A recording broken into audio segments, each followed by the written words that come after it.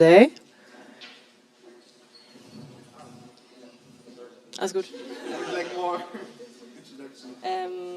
Ich würde noch kurz 30 Sekunden warten oder 10. Ja, sure. How are you all feeling? Okay, looks good.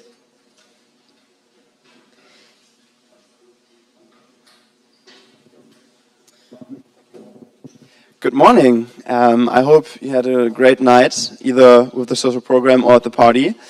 As I mentioned today, we have a lot of discussion, so we have some energizers planned as well for the whole day. There will be somebody from DAAD coming in 1 hour, 1.5 hours. So I would like to ask you to also get in contact with her. She's from Europa macht Schule or Europe in School. Yes. So if you're interested, please reach out to her. Interact with her, ask her questions, what the program is. She also gave a presentation about this. And then I'm opening the NA Dortmund for Saturday. Thank you very much, Philip. And we will start with a quorum check, like every day. Nice. So, I would ask my two lovely scrutineers to come to the front again to get into the counting. I hope you're all fresh and can count well. So, and while they get down, you can already think about the question, since there's another big association in Dortmund. How many members does the Borussia Dortmund have? Is it A, 160,000, B, 230,000, or C, 410,000? So, who is for answer A, 160,000? Wait. 6? Please, yeah. And please keep it high, then we are sure that everybody is... yeah. 9. You can lower it, thank you. Then who... Yeah. Who is for answer B? 230,000. Please raise your voting device now and keep it up.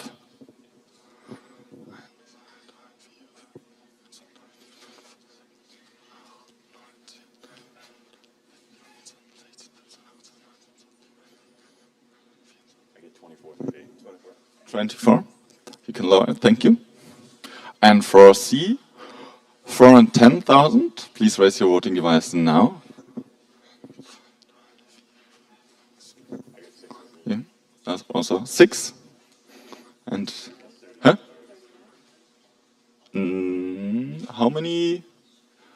Could you check in the list how many voting devices we gave out? I think it was. Okay, that doesn't add up, so we have to redo it. Please think and select one answer, and then really have it up. So for answer A again, 160,000. Please raise your voting device now and have it up.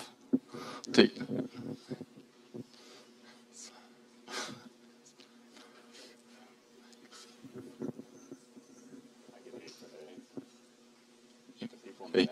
Eight. Please lower it. Thank you. Who says B, 230,000? Please raise your voting device now. Really up, please. Thank you.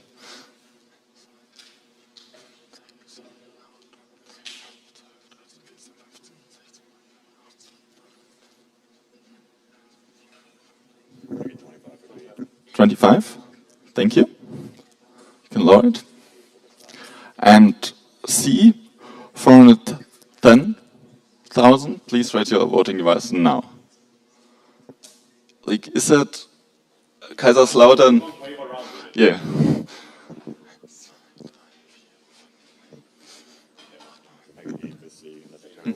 Huh? Eight. Yeah, eight. Thank you. And the right answer is 230,000. It's the second biggest association in Germany. And thank you to my lovely scrutineers. So we are. What? So we have a quorum for today, but like there's another thing that I would like to ask you about. Since I'm planning to apply as main arbitrator for ESN International, I need a letter of support signed by half of the sections of ESN Germany, and therefore I would ask you to come to the front and have one section delegate sign there. And yeah, if you have any questions about that, you can also come to me and ask me. So, yeah.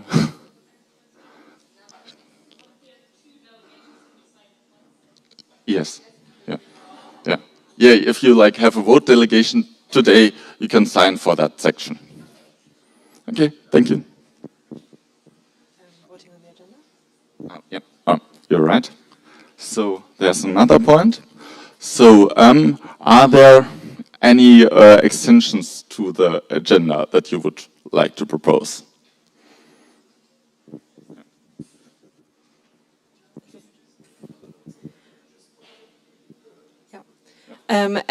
Just for your information, you all must have seen the email that was sent out with the amendment from the SOS proposal that is going to be presented later.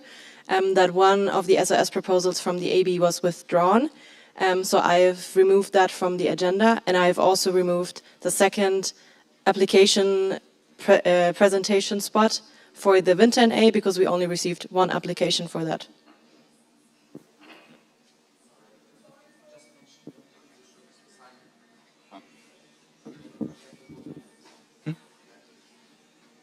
Sorry?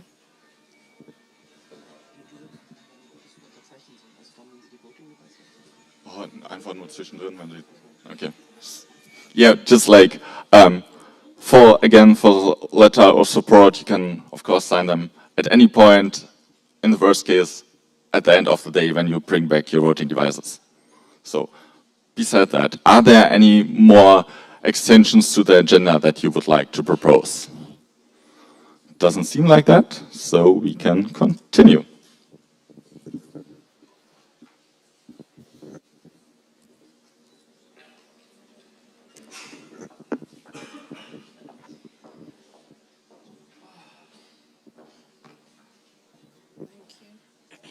So continuing on to the financial audit of, thank you, of the NB of the 2023-2024 mandate.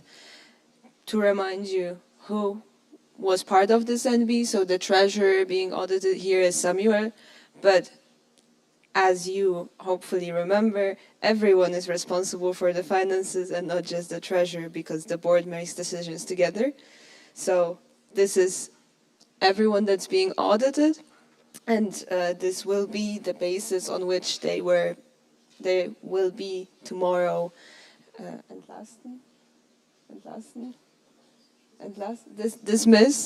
discharged. Dismissed is not the word. Discharged tomorrow by you. So please listen carefully. But what even is financial audit? So just as a quick explanation. You might have heard about cash audit. I hope you did because it will be presented tomorrow. So the difference to cash audit is that the cash audit exclusively examines the correspondence between accounting and actual financial transactions. So just you compare to tables in Excel. But financial audit is you look at the budgetary spending, whether the spending was good for the association, so im Sinne des Vereins, if it was in accordance with the budget, and if there is decisions of the national board that can justify spending that was outside of that frame. So we basically examine if that national board and their financial activities especially were not damaging to our association. Extremely important in the context of what we heard yesterday. So this is everything that I did specifically. You check the back transactions, then if all of the transactions have assigned invoices, if every invoice was paid, and if expenses were within the limit of the budget, as well as mentioned, if the board decisions were met for decisions outside of the budget, and inventory movements. So moving on to the findings, the fun part. There is general irregularities, but just to tell you, this is very normal that there is irregularities. There is, as all of the previous times, scattered board decisions. So I needed to read all of the minutes from all of the year. There is lacking inventory lists. There is some, but they're not updated. There is transfers that were carried out to people that did, or rather reimbursements that were carried out to people who were not the people being reimbursed, with no comment on that reason. And there is 2 missing invoices from the whole mandate on low sum. And then moving on to the budget, because as mentioned, we look at whether the spending was within the budget. And back then, the first half of the mandate, that NB was fulfilling the budget of 2023, and then starting from the other half of their budget in 2024, they had like a blank slate. So this is a difference to how it is today, because today their budget is for the mandate. So as we can see here is the whole budget compared. So we've got the amount budgeted, which was agreed upon at the beginning when the budget was voted in by the National Assembly. Then there is the actual amount and the difference. If the difference is in green, then it's good for us. If it's in red, that's bad. Just quickly, I will not, go over every single number, but if anyone has any questions, then take a note of it, because there will be a Q&A. So this is basically the income. Overall, we had more unplanned income than unplanned losses within the income in that budget, so in 2023. And then moving on to the expenses, many times we had less expenses than budgeted for, which is again good, which is why it's in green. So that NB did not reimburse themselves that much for the traveling, or enough to use up the budget completely, which is nice. We have merchandise that was not planned upon, so we'll get back to this. But as you can see, the expenses were lower on the ESN cards, so it also explains, for example, the lower income on the ESN cards. So just to quickly summarize this, the expenses explain the income and vice versa. And we have 3 slides with the expenses, because the budget was very detailed back then. So for example, the Congress fee for VDSI was €6 more expensive, so we made a loss there. And as we see now in this bottom corner, there is a lot of spending that was not budgeted for, and that is explained by the mentioned yesterday by the DSEE grant that was received. It was an inventory grant, which is why there was more spending on inventory-related items. Same as here. And then there was almost triple the amount spent on national assemblies than intended, and a loss made on training days. And then moving to the next budget, so the 2024 budget, here we don't have a summary on the right, because that budget was not completed with the end of the mandate of this national board. This was then carried further by the next one, so the one where Santo was the treasurer, which is when within his, let's say, financial audit, then we will see the full budget spending and whether it was budgetary. This is just how the numbers look like. I thought maybe some of you would find it interesting. And there is only 1 slide for expenses this time. 2, sorry. This is how it looks like in general. And the big thing is the lacking inventory documentation. Why is it so big? Because there was a €20,000 grant received for inventory, and much of that was spent. However, much of that inventory is now lost. due to no inventory lists being carried out. So that is an issue, because if we assume that since we don't know where it currently is, it is a loss, then it's a massive loss. But we don't assume that. We assume that some of you have the items, hopefully. And then, as mentioned, there were NB decisions on non-budget financial operations. This is everything that was spent, that incurred expenses that was not planned in the budget. The Hamburg trip is the trip that West sections do, and some of its finances flowed through the account of ESN Germany due to West sections not having a common account. EAG was not accounted for, so international Erasmus games. Then BNG was not accounted for because they invented BNG, so couldn't have been accounted for.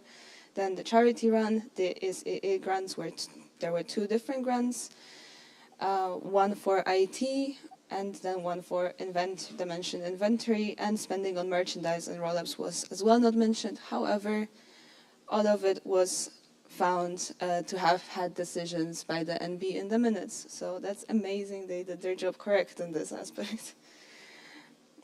And then, again, coming back to the DSE grants, as you remember from yesterday, they might incur losses for us currently. So that is the main weak point of the DSE grants. However, I must say that according to my best assessment and best judgment, that NB did spend money within the grants. What is the problem in my eyes is that the NB afterwards did not complete the spending on those grants.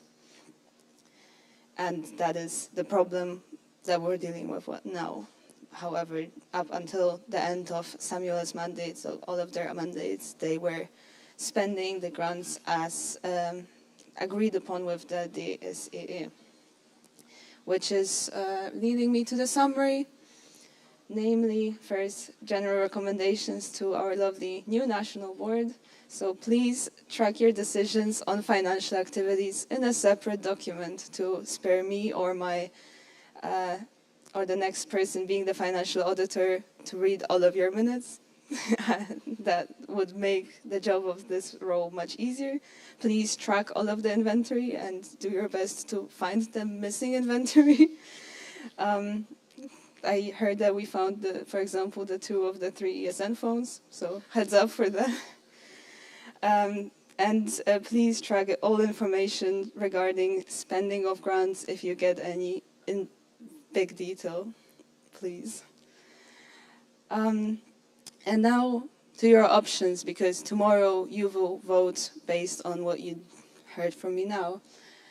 You have 3 options. Either discharge the whole board or single members of the board, or don't discharge the whole single members of the board. We, as the audit board, recommend to discharge the members of the board because we believe that their financial activities were not damaging to the association. We believe that their biggest mistakes were not keeping the inventory as up to date as we think it should have been. However, the inventory lists end within their mandate, so they did have inventory lists, they were just not kept up to date. Not, in our opinion, accurate tracking of the spending of the DSE grants, which is making the job hard now. However, and lastly, not having a good enough transition with the next national boards to let them know how important the grant financial activities are. But to this, there is an important context that you must know. The treasurer appointed after Samuel was not appointed immediately. So there was a period where we had, as ESN Germany, no treasurer, and we believe that this also caused misunderstandings. So we think that the national board of the 2023-2024 mandate, not what's on the slide, should be discharged. But it is up to your opinion. And now, thank you. Moving on to the Q&A.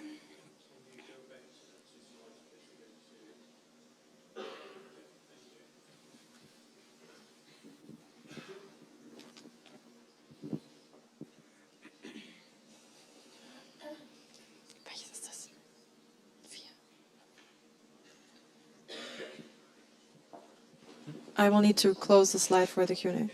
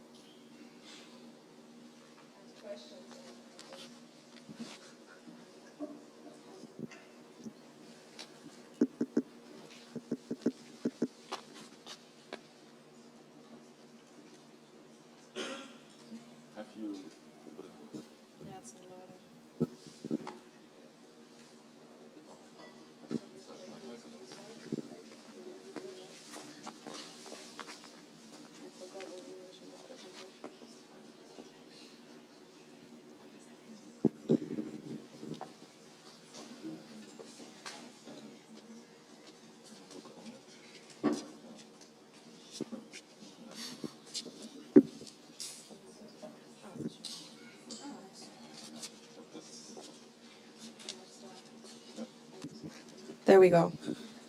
Please scan the QR code and type in your questions. Hello, hello. Dirk, NB, Treasurer, yes, in Potsdam. Is there any legal consequence if we don't discharge someone? Victoria AB, I would show the slide again of the... Can we show the slide again? Is that possible? So these are the options that we have if we don't discharge the board. So we can either follow up with legal consequences or not follow up. And after 2 years from today, they will be discharged anyhow. If they're not discharged, then what we can do is we can sue them. However, I would let the legal audit maybe comment on my words, right? Levy legal audit. So basically, if we are deciding to not discharge the past board, it means that we as the association think that they did some kind of unlawful management of our portfolio, or rather our money, whatever. It basically means that we as association are thinking about suing them or pushing any other legal consequences against them.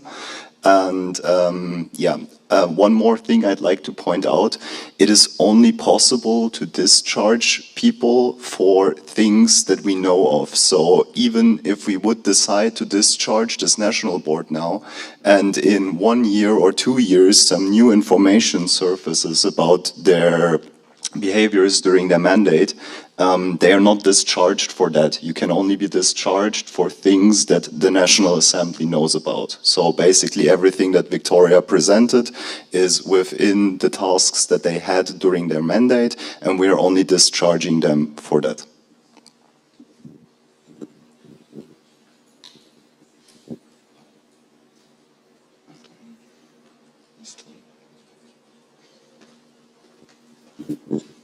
Torben, ESN Berlin. I have a question about the definition of indirect damages. So, that if we are not able to find some items that we spend money on, and this is because they were not properly tracked, is that an indirect damage? Coming back to Victoria AB, coming back to the information on we can only discharge them based on what we know.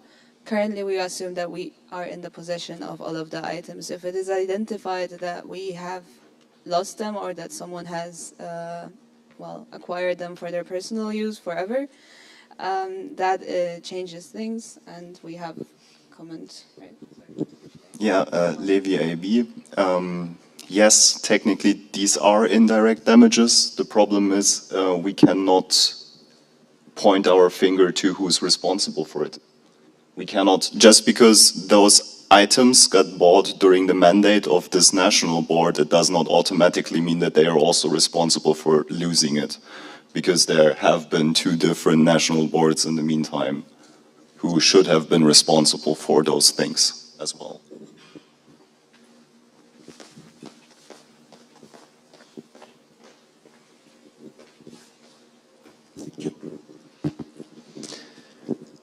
Luis, yes, in Göttingen. So there are 2,000 euros in losses with merchandise. Do we know exactly what was that for? Maybe NB hoodies?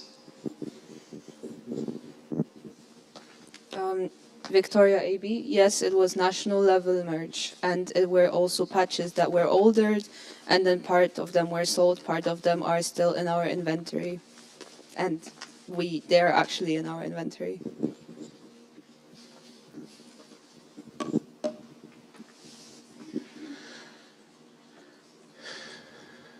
Hi, Noam is in Düsseldorf.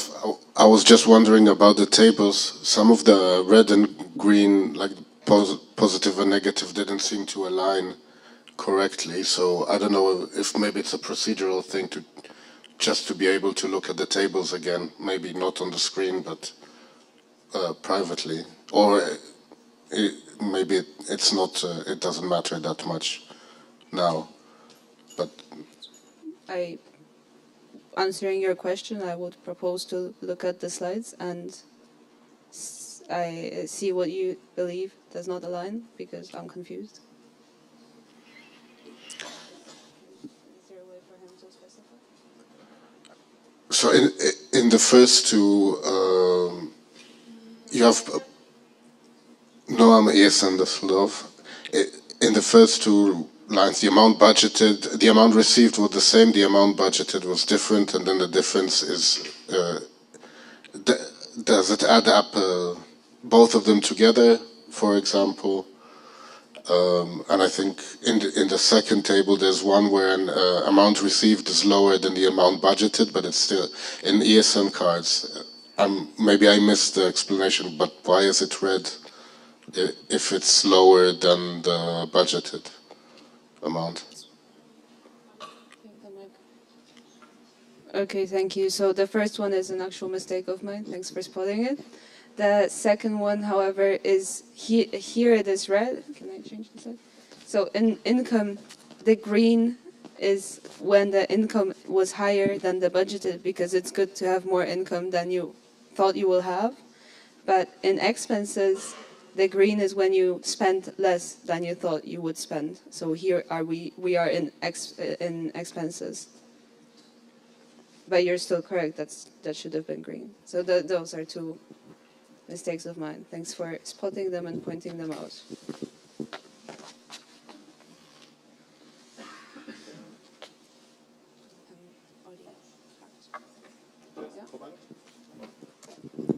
There's a comment.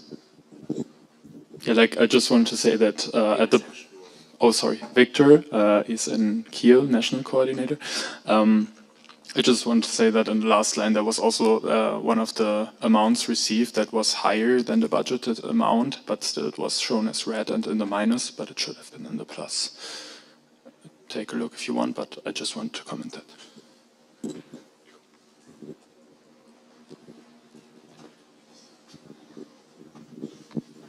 Let's look at it. You're probably correct. Sorry for the broken colors.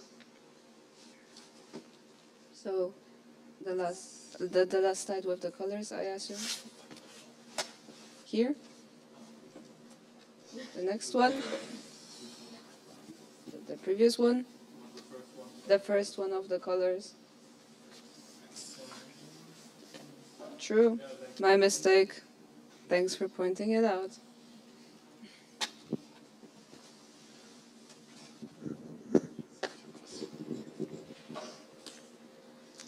Luis, yes, in Göttingen.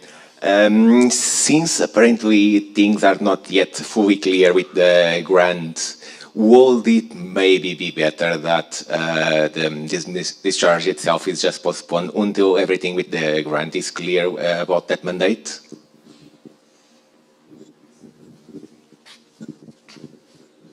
We, as the AB, decided that it is better to vote on this NA, which is why the voting is on this NA.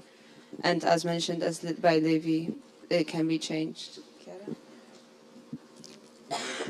There's a comment. Yeah, Oliver AB. I would also point out that it's like the previous NB, and I think it's really hard to get any useful information out there to really help with the grant, and that it would make sense to postpone the discharge.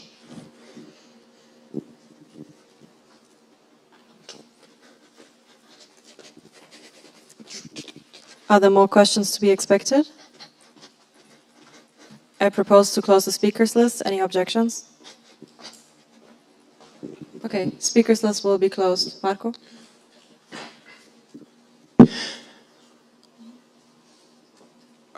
Tom, ESN Berlin. My question is going in a similar direction, so, but more concrete, whether you actually checked on whether the DSII money was spent regarding the grant rules, or whether that was not part of your financial audit.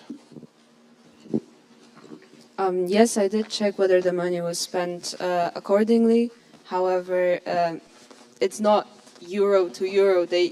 When you get a transfer, you can spend it on something else as long as you spend the amount you received on the money. It's not like a bucket that we had, and you can only take out of the bucket for the inventory or digitalization purposes. So the money spent within this budget was for these purposes, and Samuel also provided a list of spendings that they carried out. Is this your third question now? Then we will move it at the end.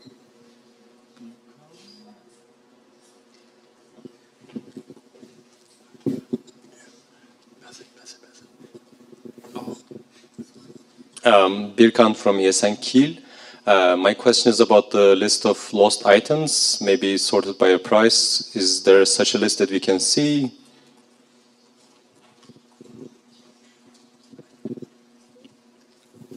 There is a list of those items, but I could not provide it right now. We could potentially provide it later throughout the day.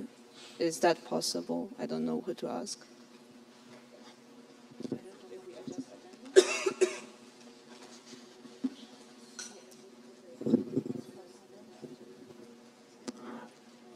Oliver, AB, I think we can just send it to the sections via mail. That's, I think, the best option.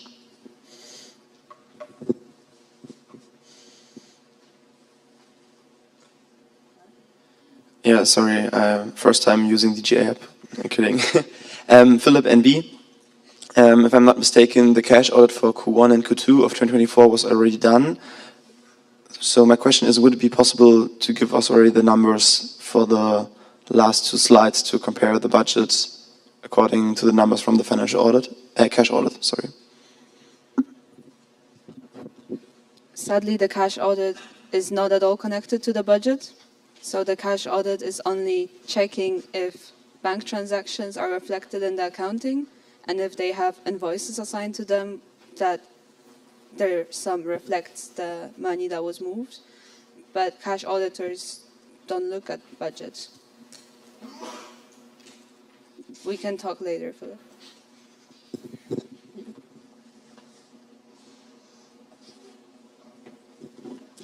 Luis, yes, in Göttingen. So since there were €1,000 less coming partnerships, do we know if partnerships were cancelled mid-term or what happened in there? Yes, they were. And multiple partnership, however not high in the value, were carried out, but the money that came in from them came in later.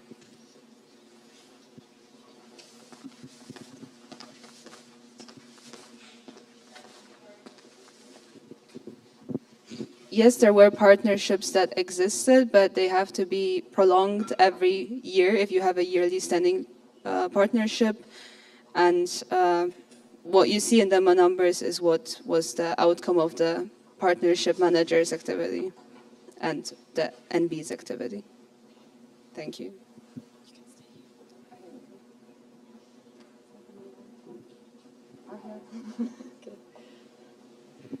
All right, thank you very much for the presentation and for the Q&A.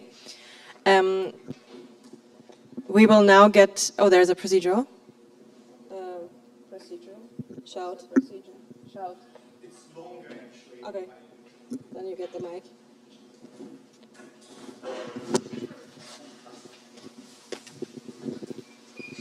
Tom, ESN Berlin. So with the email from the audit board, which was sent out this morning, I don't have access to the documents with my private account, since I assume not everyone has a section account. I would ask you to make it publicly available.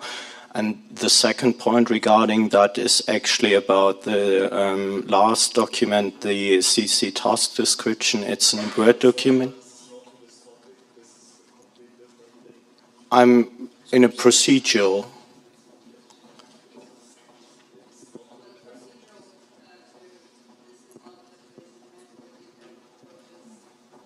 Okay.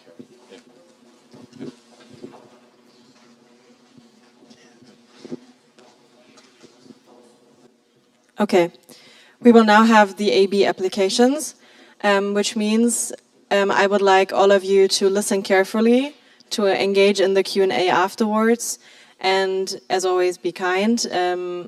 Don't disturb the presenters, and also don't leave the room or enter the room while the presentations are ongoing. For the presenters, I will just tell you again, you have 7 minutes for your presentation. The AB will mirror back the time. There will be this sign if you have 2 minutes left, and this sign if there is 1 minute left. Then I will cut you off.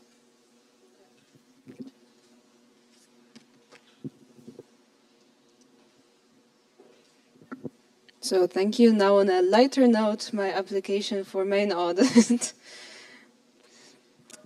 So as you know now, I am the person that has been your financial audit from January of this year. But I want to tell you a bit more about myself, introduce myself a bit more, and tell you why I would like to be your next main auditor, so follow in the footsteps of Oliver. So I am a business major studying BWL, business administration and economics at the Berlin School of Economics and Law. In the dual program, so I have an integrated internship into my studies at the company Alstom, which is a train producing company, but I don't produce the trains directly. I take care of the financial part currently. I'm also currently on my Erasmus in Madrid, so I flew in here, yesterday, 2 days ago, and I'm also going to Madrid on Sunday. So excited to be here, but also excited to be there. I did the International Baccalaureate program in high school, so I've actually been taking care of economics. I had economics as my Abi-Fach, as my high school graduation examination.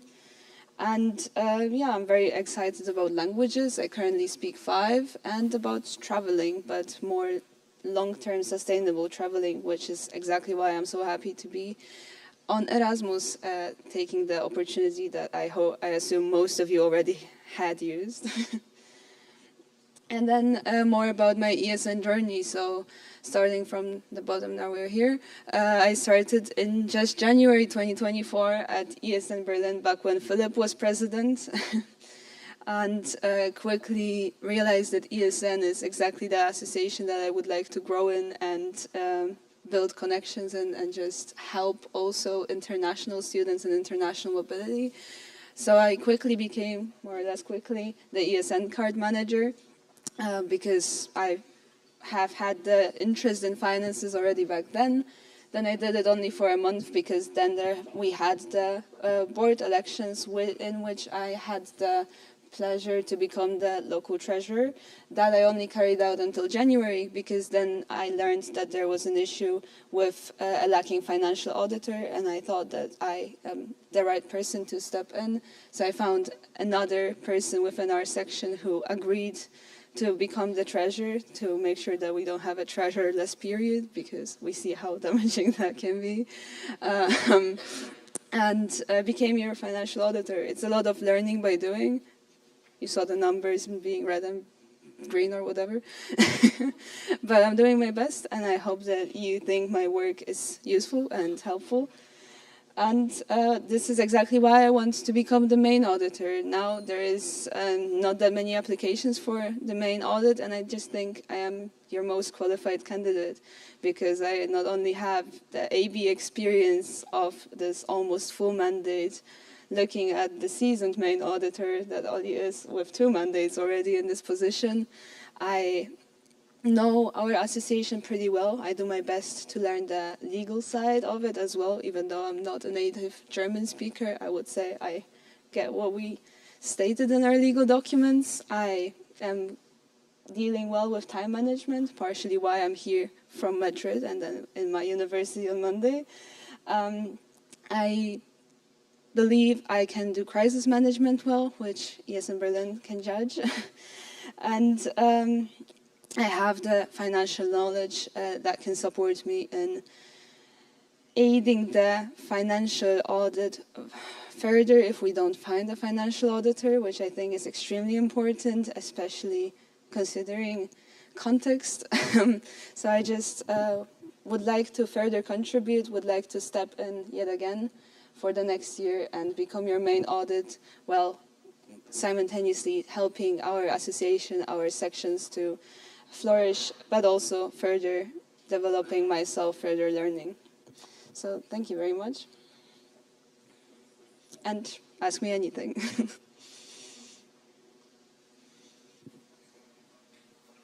Oops, sorry. Amazing, with 3 minutes to spare. Okay.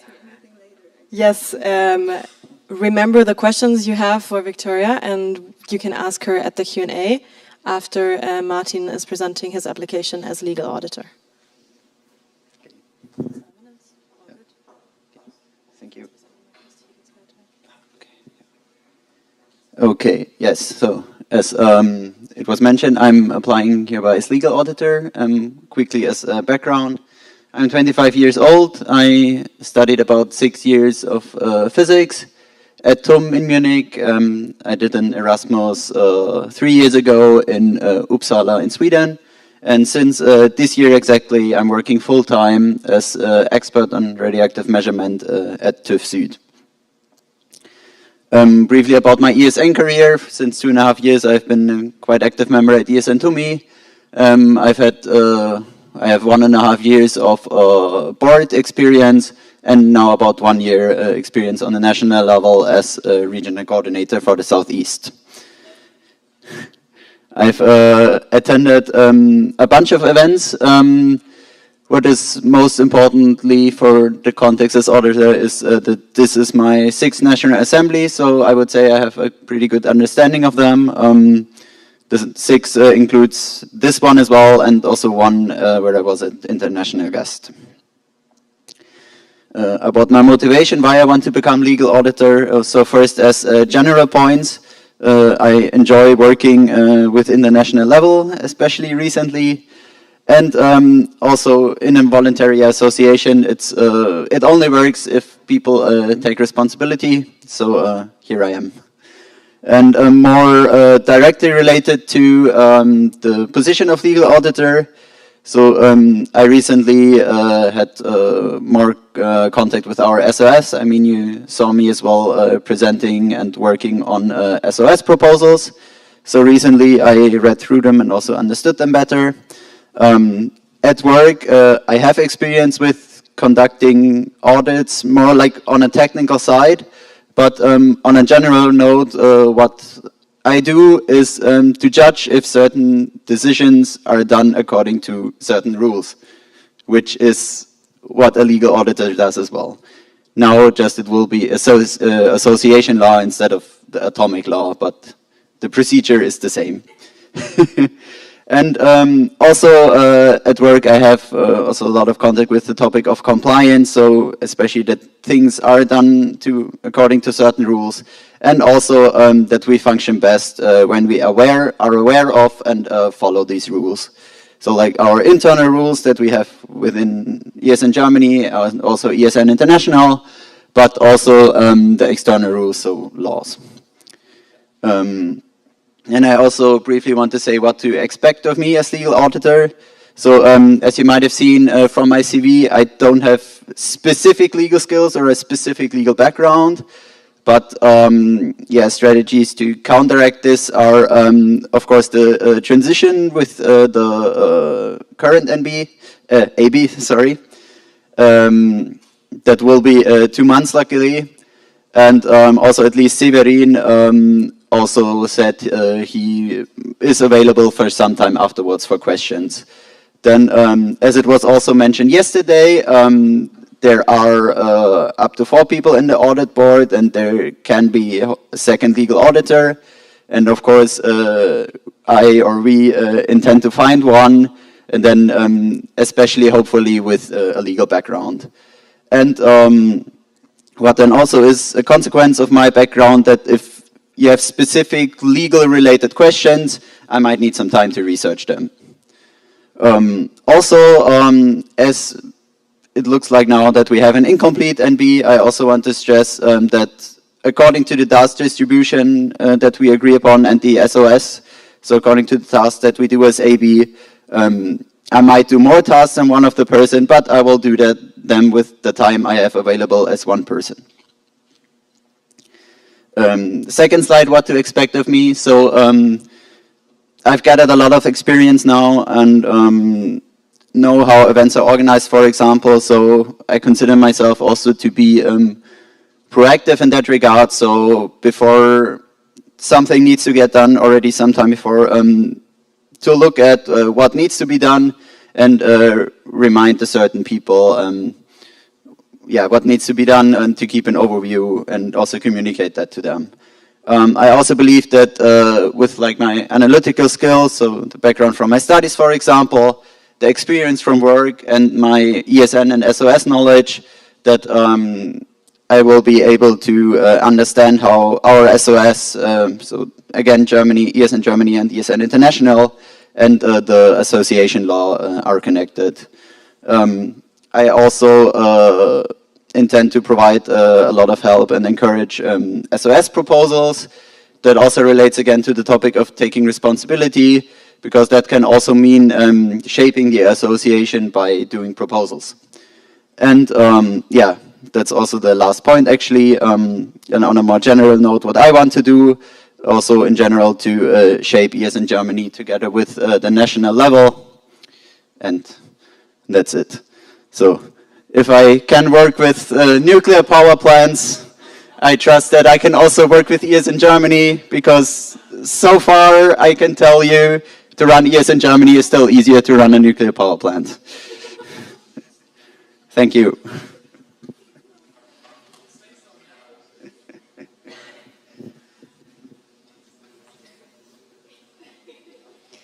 Thank you for the presentations. We will go to the Q&A again.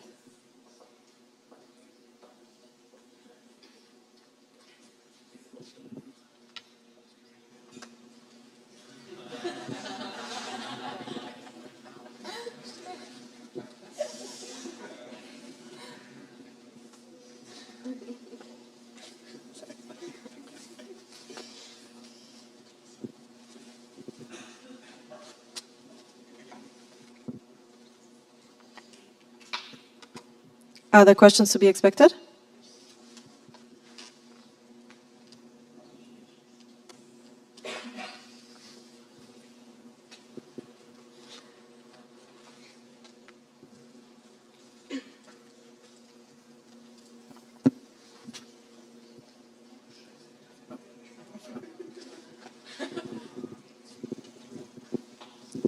Hello, Charlotte, ESM Berlin. So Martin already talked about the topic. As we now only have 2 out of 4 positions, did you two talk about this before? Are there some kind of possibilities to also distribute tasks, like overlapping tasks maybe between you two? Or are you really fast in appointing someone else?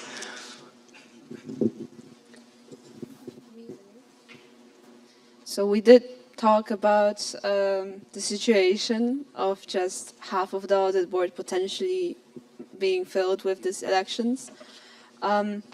And we are ready to distribute tasks that can be distributed, but we would not be functioning at the 100% of the tasks that should be carried out by the audit board. So we are extremely hopeful that we find someone who allows us to appoint them and who we believe is a good person to get appointed, especially with the legal audit. Someone with legal knowledge, legal background would be invaluable to us because neither of us has it. As hinted in my presentation, I have the experience with the financial audit, so I could, at a lower pace, be taking care of it slowly, but I would prioritize, obviously, the main auditor and Martin. Yeah, basically everything has been said. Svenja and B. First of all, thank you both for your applications. They were amazing. I want to ask what key learnings you both are taking from your previous mandate, US Financial Audit and US RC, into the new mandate, maybe appointed as main auditor or legal auditor.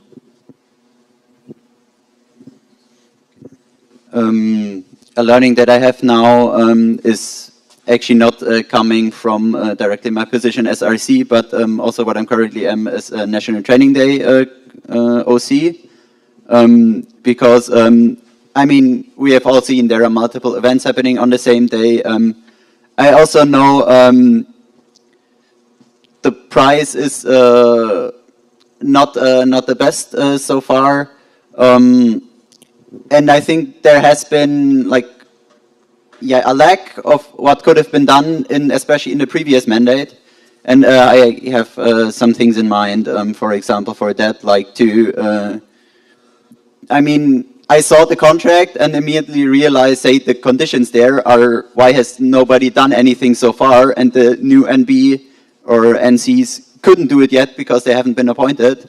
So to have an eye on that and organize the events earlier, also when they are above a transition, for example. My key learning from the financial audit so far would be for sure Victoria AB, still AB.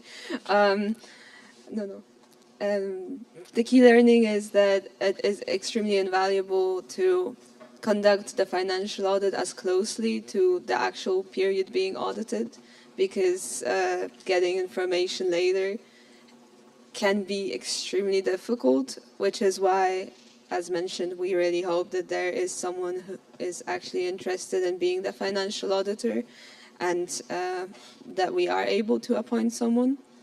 But as well that AB work can be very surprising, can bring very many unexpected challenges upon you that you can have to jump into work very intensely on for a week or a longer period of time, so that you have to stay extremely flexible while being in the audit board and not stick that close to your task description. Just do your best to help the association.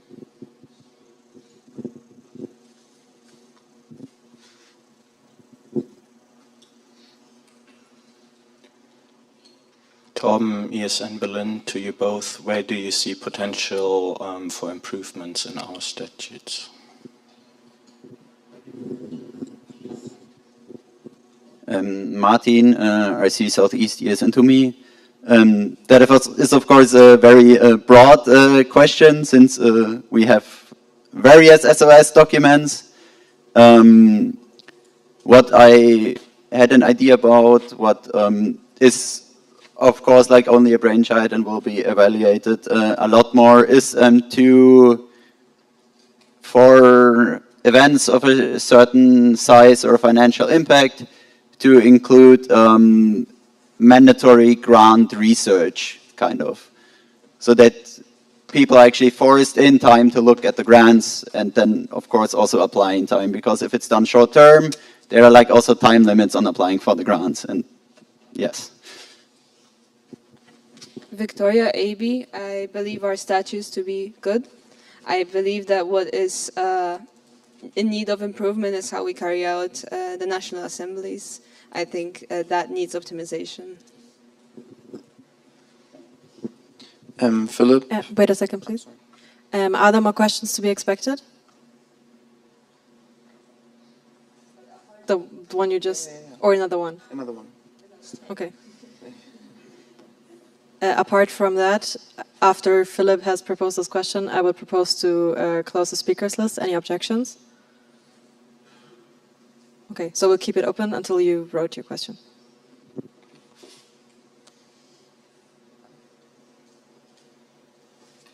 Yeah, okay.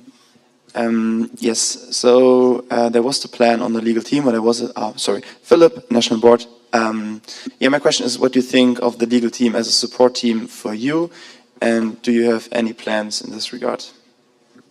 To whom is this question targeted? Both? I see the legal team, Victoria AB, I see the legal team as an important part of the AB because it also ensures better transition and better transferability from audit board to audit board. However, I don't think that 2 people will have enough capacity to lead a team apart from fulfilling our tasks of 4 people with just half of the people that are supposed to be there. And for me, so when I was in the AB application call or information call, I also asked about the legal team if it's still there, since I said I don't have the specific legal background. The answer was that it's unfortunately not existing at the moment. And yeah, I would also say I don't have the capacity to build it up. I would more focus on finding actually a second legal auditor, or first appointing and then them getting voted, hopefully.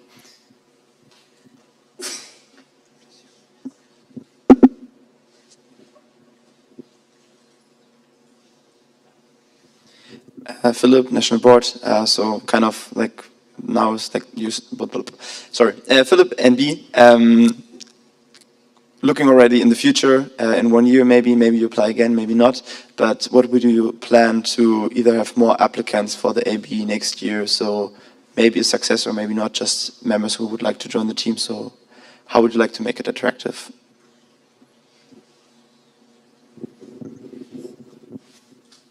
The logical way would be to have more working groups, more interaction with sections that is direct and not indirect like here. However, I'm worried whether we will have the means and the time to do it. This is what should be done. I think what we should aim for is making the AB position less scary because we have always a lot of NB applicants and a lack of AB applicants. So maybe sharing a bit more about how our work looks like in the network and update calls. There is ideas, I don't know which ones are good. But on the direct group works, as I mentioned earlier, I wanted to do a working group, but I'm not in the place that would allow me to do it. So I don't think that will be possible anytime soon. I agree more or less as well with the last part. And also as general answer, I also agree with the ideas, the strategy from the current NB, about visibility on and motivation for joining the national level. So, yes. Comment? There's a comment? Yeah. Oliver AB want to comment. I think that it's more like a general problem on a national level. Like if you think about, we have 46 sections, and even for the NB, we didn't have 2 applicants for every positions. And the same with AB also, the national coordinators, I think not all of them got or were appointed in the first round, so I think it's a general problem that the whole national level has to tackle. Okay. Thank you very much for your presentations and for the Q&A. And also applicants, please make sure to read your appreciations.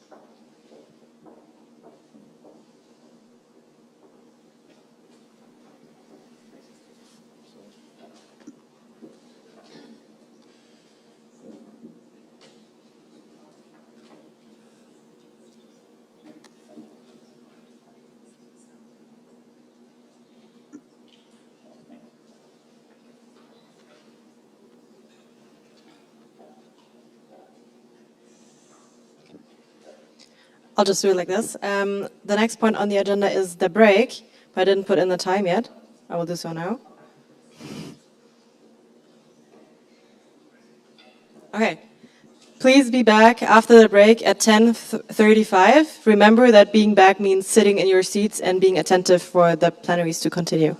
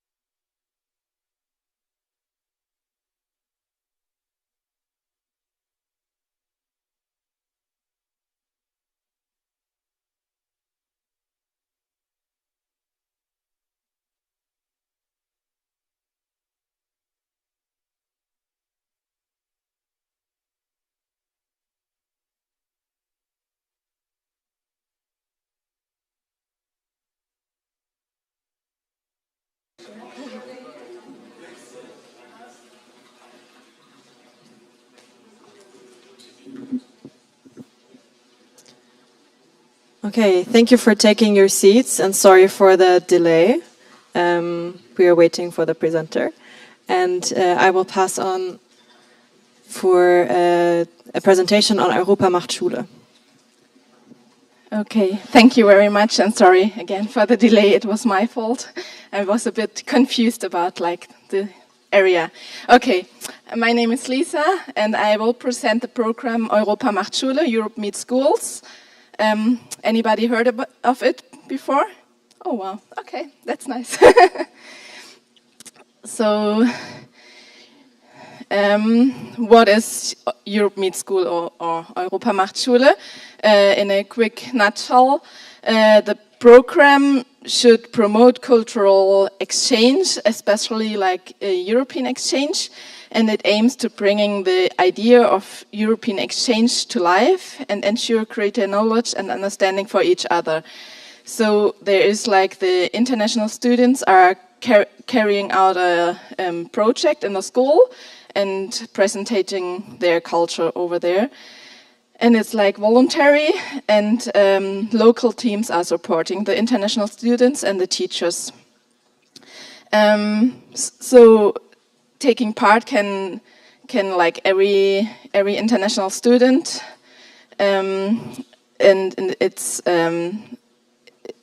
the international students become ambassadors for their country and will present like in an interactive project their home country in the school over Europe, over in Germany, in every kind of school, so there is no limits. It offers participants a personal experience of Europe and its people and culture. So to get it a bit together, Europa macht Schule promotes a sense of European cohesion, helps to consolidate European unity, encourage international mobility amongst school students, and contributes towards making the exchange student stays in Germany successfully.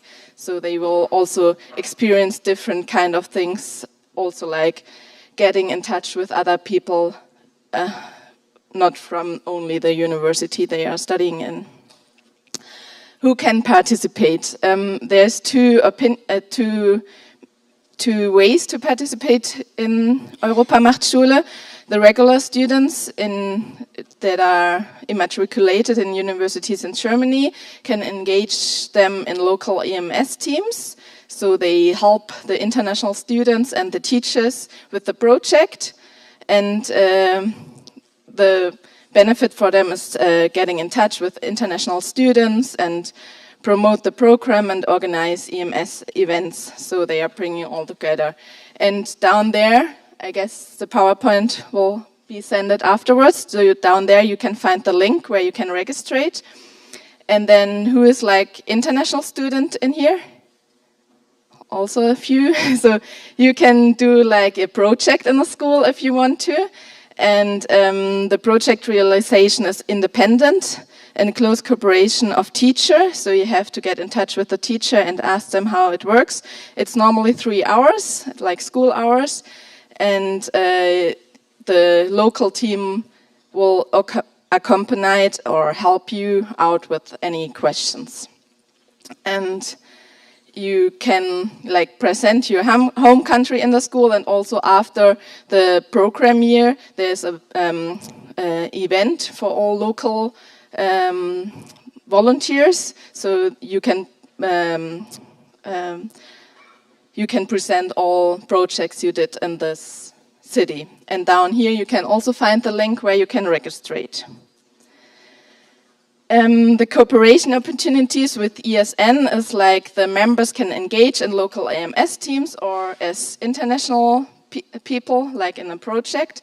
ESN international students can participate in EMS projects coordinated by the local EMS team, and local EMS team can inform their international students about ESN activities and promoting for each other on like Instagram or other social medias, or also face by face or what's else. right now we are started like the new program year. It's starting in September, October. So right now we are focusing on getting like local teams in cities around Germany. So like the cities and bold, we have 1 or 2 persons, but normally there should be 3 persons. So those cities we are looking for people. So if you see your city and want to be part of it, you can register. And like the other cities, we have like 3 people or more, so that's fine by now. But also, like if you don't find your city in here, you can create like wherever there's a university, you can create a local team and do EMS locally. And here is also a little image video, like it's a German one, but with English subtitles. If we have time, we can watch it. If not, you can watch it at home. It's 3 minutes. I think afterwards it's like, yeah.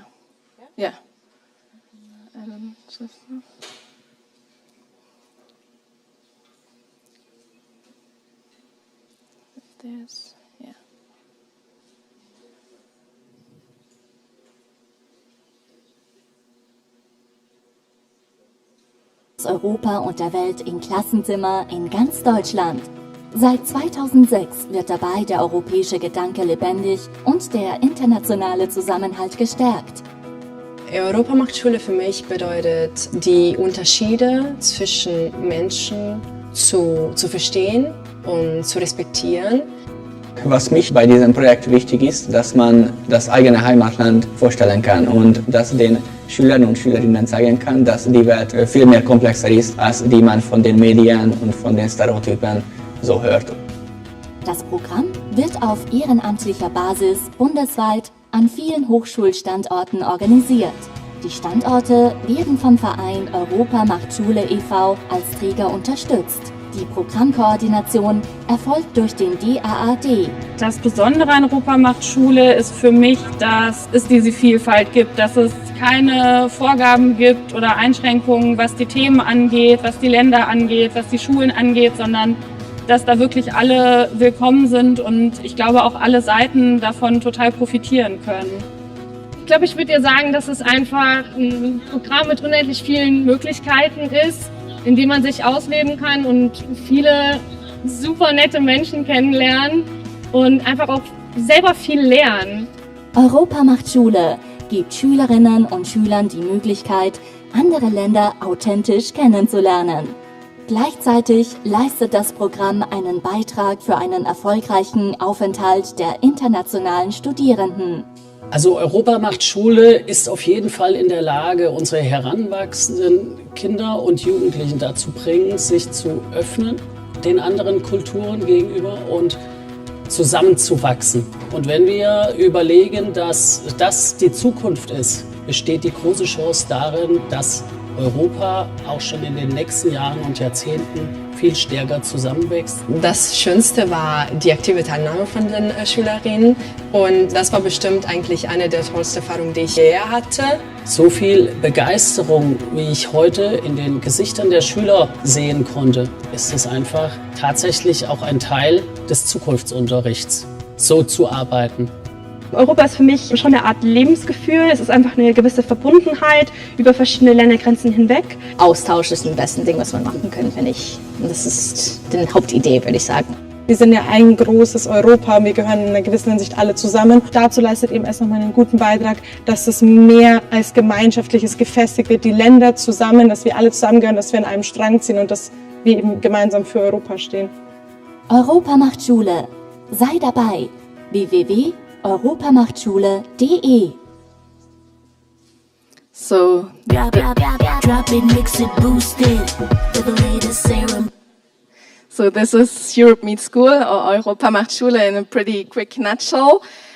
Like I have also flyers with me if you want to have like further informations or if you want to have something with you, you can take it with you. And right now there's space for any questions if you have some. Feel free.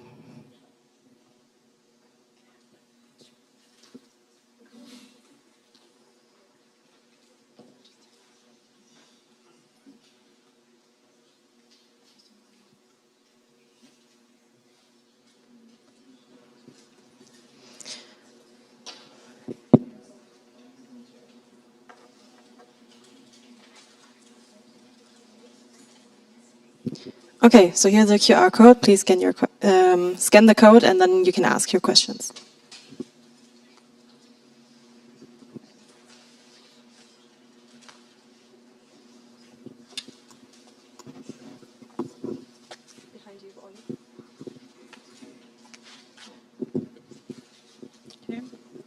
Hey, it's Zita City. So I want to ask if you know if there's already an existing collaboration in any like local standards and ESM sections. If there's any, for example, EMS Minds and ESM Minds, if they are already collaborating. That I knew that not that much yet. We are getting there right now, but before it was like a little independent. So in Munich we tried to, but I don't know if there's any, so I guess not.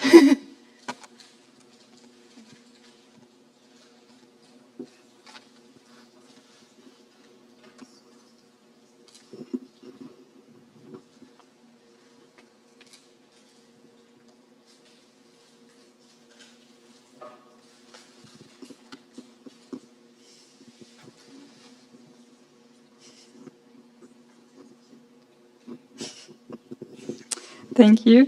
So my second question is related to the recognition. So as far as I know, people who are volunteering in Europamachschule, they get a certificate and also the students get a certificate for their volunteer work. And I was just wondering whether if we collaborate more, could ESM members get some kind of recognition from the AD or from Europamachschule for their volunteer work?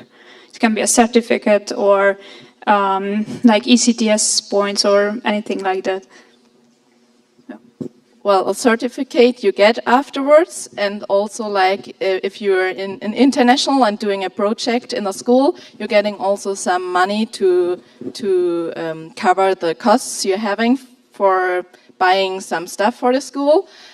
But furthermore, we can't give like ECTS because we are not a university, so we are not allowed to. And we also can't say how many hours you're working for, so that we can't do, it's like, yeah. But the international students are having also like a seminar where they can get one ECTS, but then they have to ask also the university if it's okay for them or if they can do it. And if it's okay for them, you can do it, but if not, we are not like kind of organization who can give ECTS.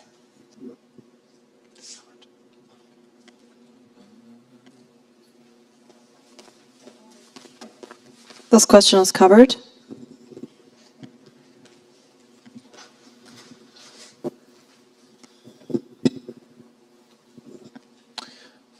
Hello, Victor, ESN Kiel, National Coordinator. My question to you, sorry I'm here. My question to you is, what would you think, or do you have any ideas about the most effective ways to recruit new volunteers for EMS on a local level, on a level of a local section? What would you think would be very effective ways to recruit new members of Europamachschule or to find new members? Yeah, that would be useful. It depends a bit if they should be like international students carrying out a project or like local team members. And the local team members, we would prefer also people who have been abroad and coming back. So we are also texting the international officers to send them emails. But also a good manner would be like Fachschaften or like to get some Erstmessen or like where a lot of new students coming together. So also the first grade students will be longer in the city. So it would be also nicer to have them a longer period of time. And for the international students would be like also Wohnheime, like where they live in, and also like German courses, a good way to get in touch with them, or also like parties or like where a lot of international students are coming together. Mm-hmm. And that's what you know better than we know, because we are not in that kind of university and don't know the structure. So the local team knows better how to get the students in that local city. Okay, thank you. So you say that this is sorry, is this a second question? Sorry, comment. So you say that this is a very... Name and section, please. Okay, sorry for the interruption. Victor, ESN Kiel, national level. So basically you say that is a great way for all of our local sections to brainstorm about possible ways to implement, on how to best implement EMS. Thank you. Are there any more questions to be expected? Okay.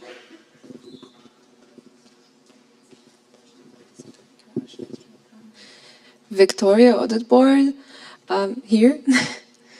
So, do the meetings have to be held in German, or can it also be in English? Because more and more international students coming to Germany study in English as well and don't know good enough German to lead it, to lead a meeting in German. Well, the meetings can also be in English, but then we also have like the teachers and the school. So we are focusing like doing the project in German. So it's also nice for the internationals to learn German and also to get involved in German. And if you have like school kids like age 7 or 6 or something like that, you have to hold it in German. And if you want to hold it in another language, it's also kind of fine for us. But then you have to ask the teacher if it's okay for them. But also like a lot of meetings are in German, but also like you can ask questions in English, or if you're not sure or something like that, you can always ask us in English, and that's also fine. But carrying out the project should be in German.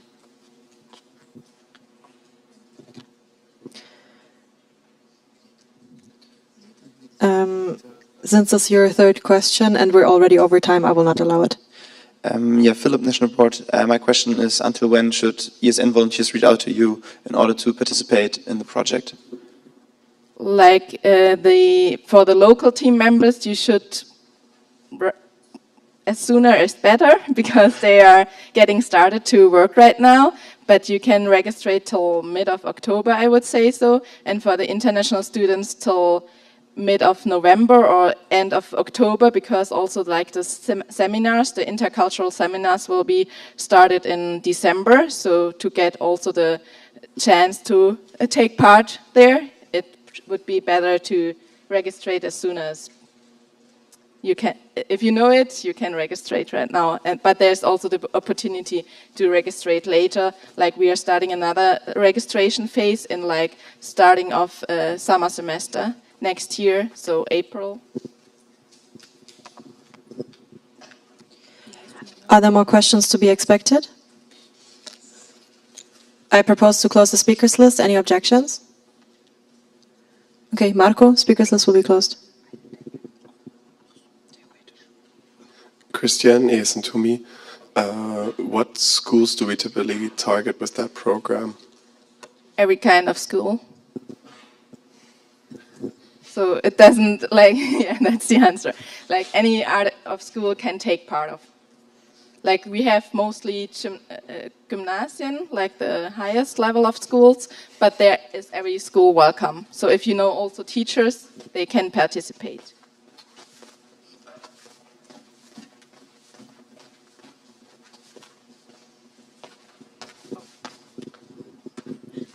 Remember that you have 30 seconds to ask your question. Yeah, Shashank, case in Saarbrücken. I may have missed your point about for like smaller sections, having local EMS teams and participating support. But if we were to reach out to you, like we need support in creating a local EMS team in order to help us enable and participate in a project, what kind of support could you provide us? Like what kind of support we provide you, or what? Yeah. To help like create local EMS teams for sections which do not have an for participating in the project. Like the idea is like to just link the programs a little bit and get like acknowledging each other. But furthermore, like the funding is different, so you have to separate this. But also like the target or the people are kind of similar. So it's just like you can do both if you want to, or you can also promote each other. But it's like nothing. But like the funding should be mixed. I don't know if it's Yeah.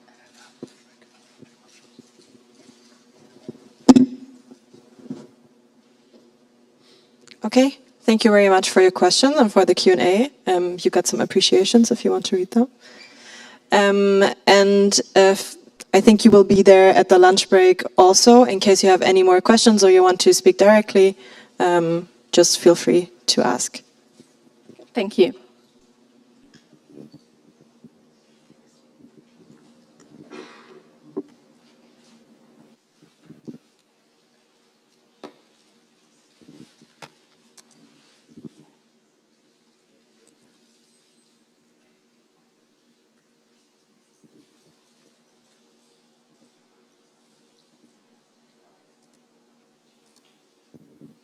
Okay, next up we will have the workshop blog of today, and Sylvie will present the workshops that you can choose from. Can you show the agenda?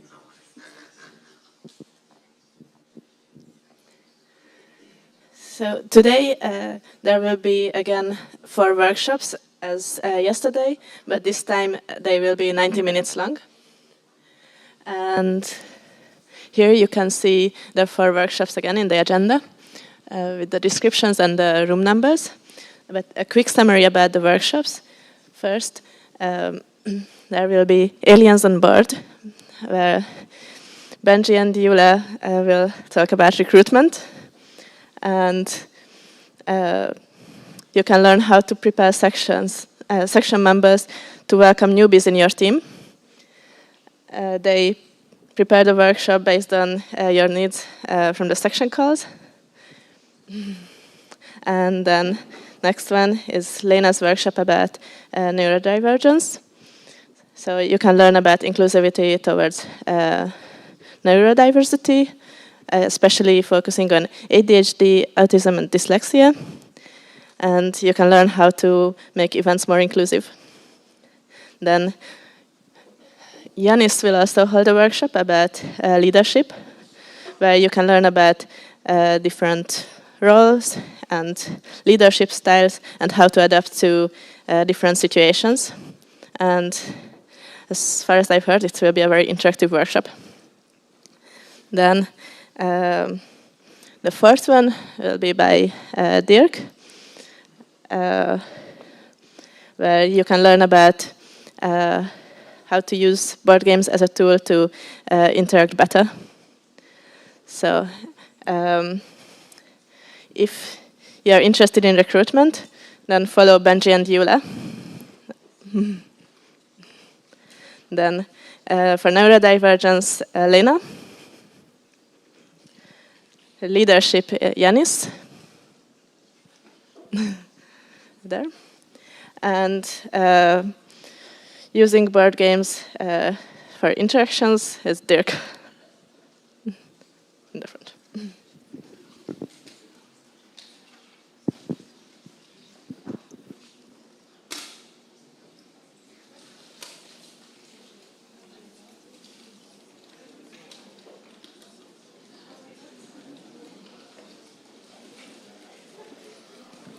Okay, remember that after the workshop block, there's the lunch break. After the workshop block, which takes 90 minutes, is the lunch break. So after that, you can go directly to lunch. And I will add the correct time to be back in the agenda. So please take a look at the agenda and be back. Have good workshops. Okay, please take your seats because we want to continue.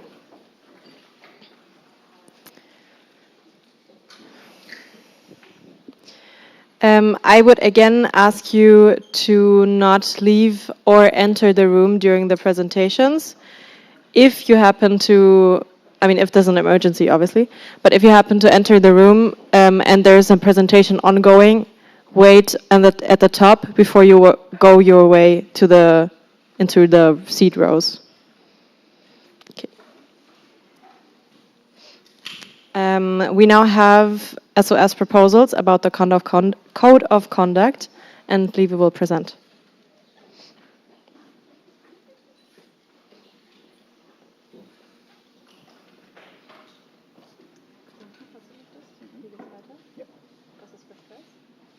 Super. Das brauche ich. Mikrofon? Ja. Brauchst du eine Zeitangabe? Du hast deinen Ja, Timer. ich stelle mir selber ein. Ja. Okay.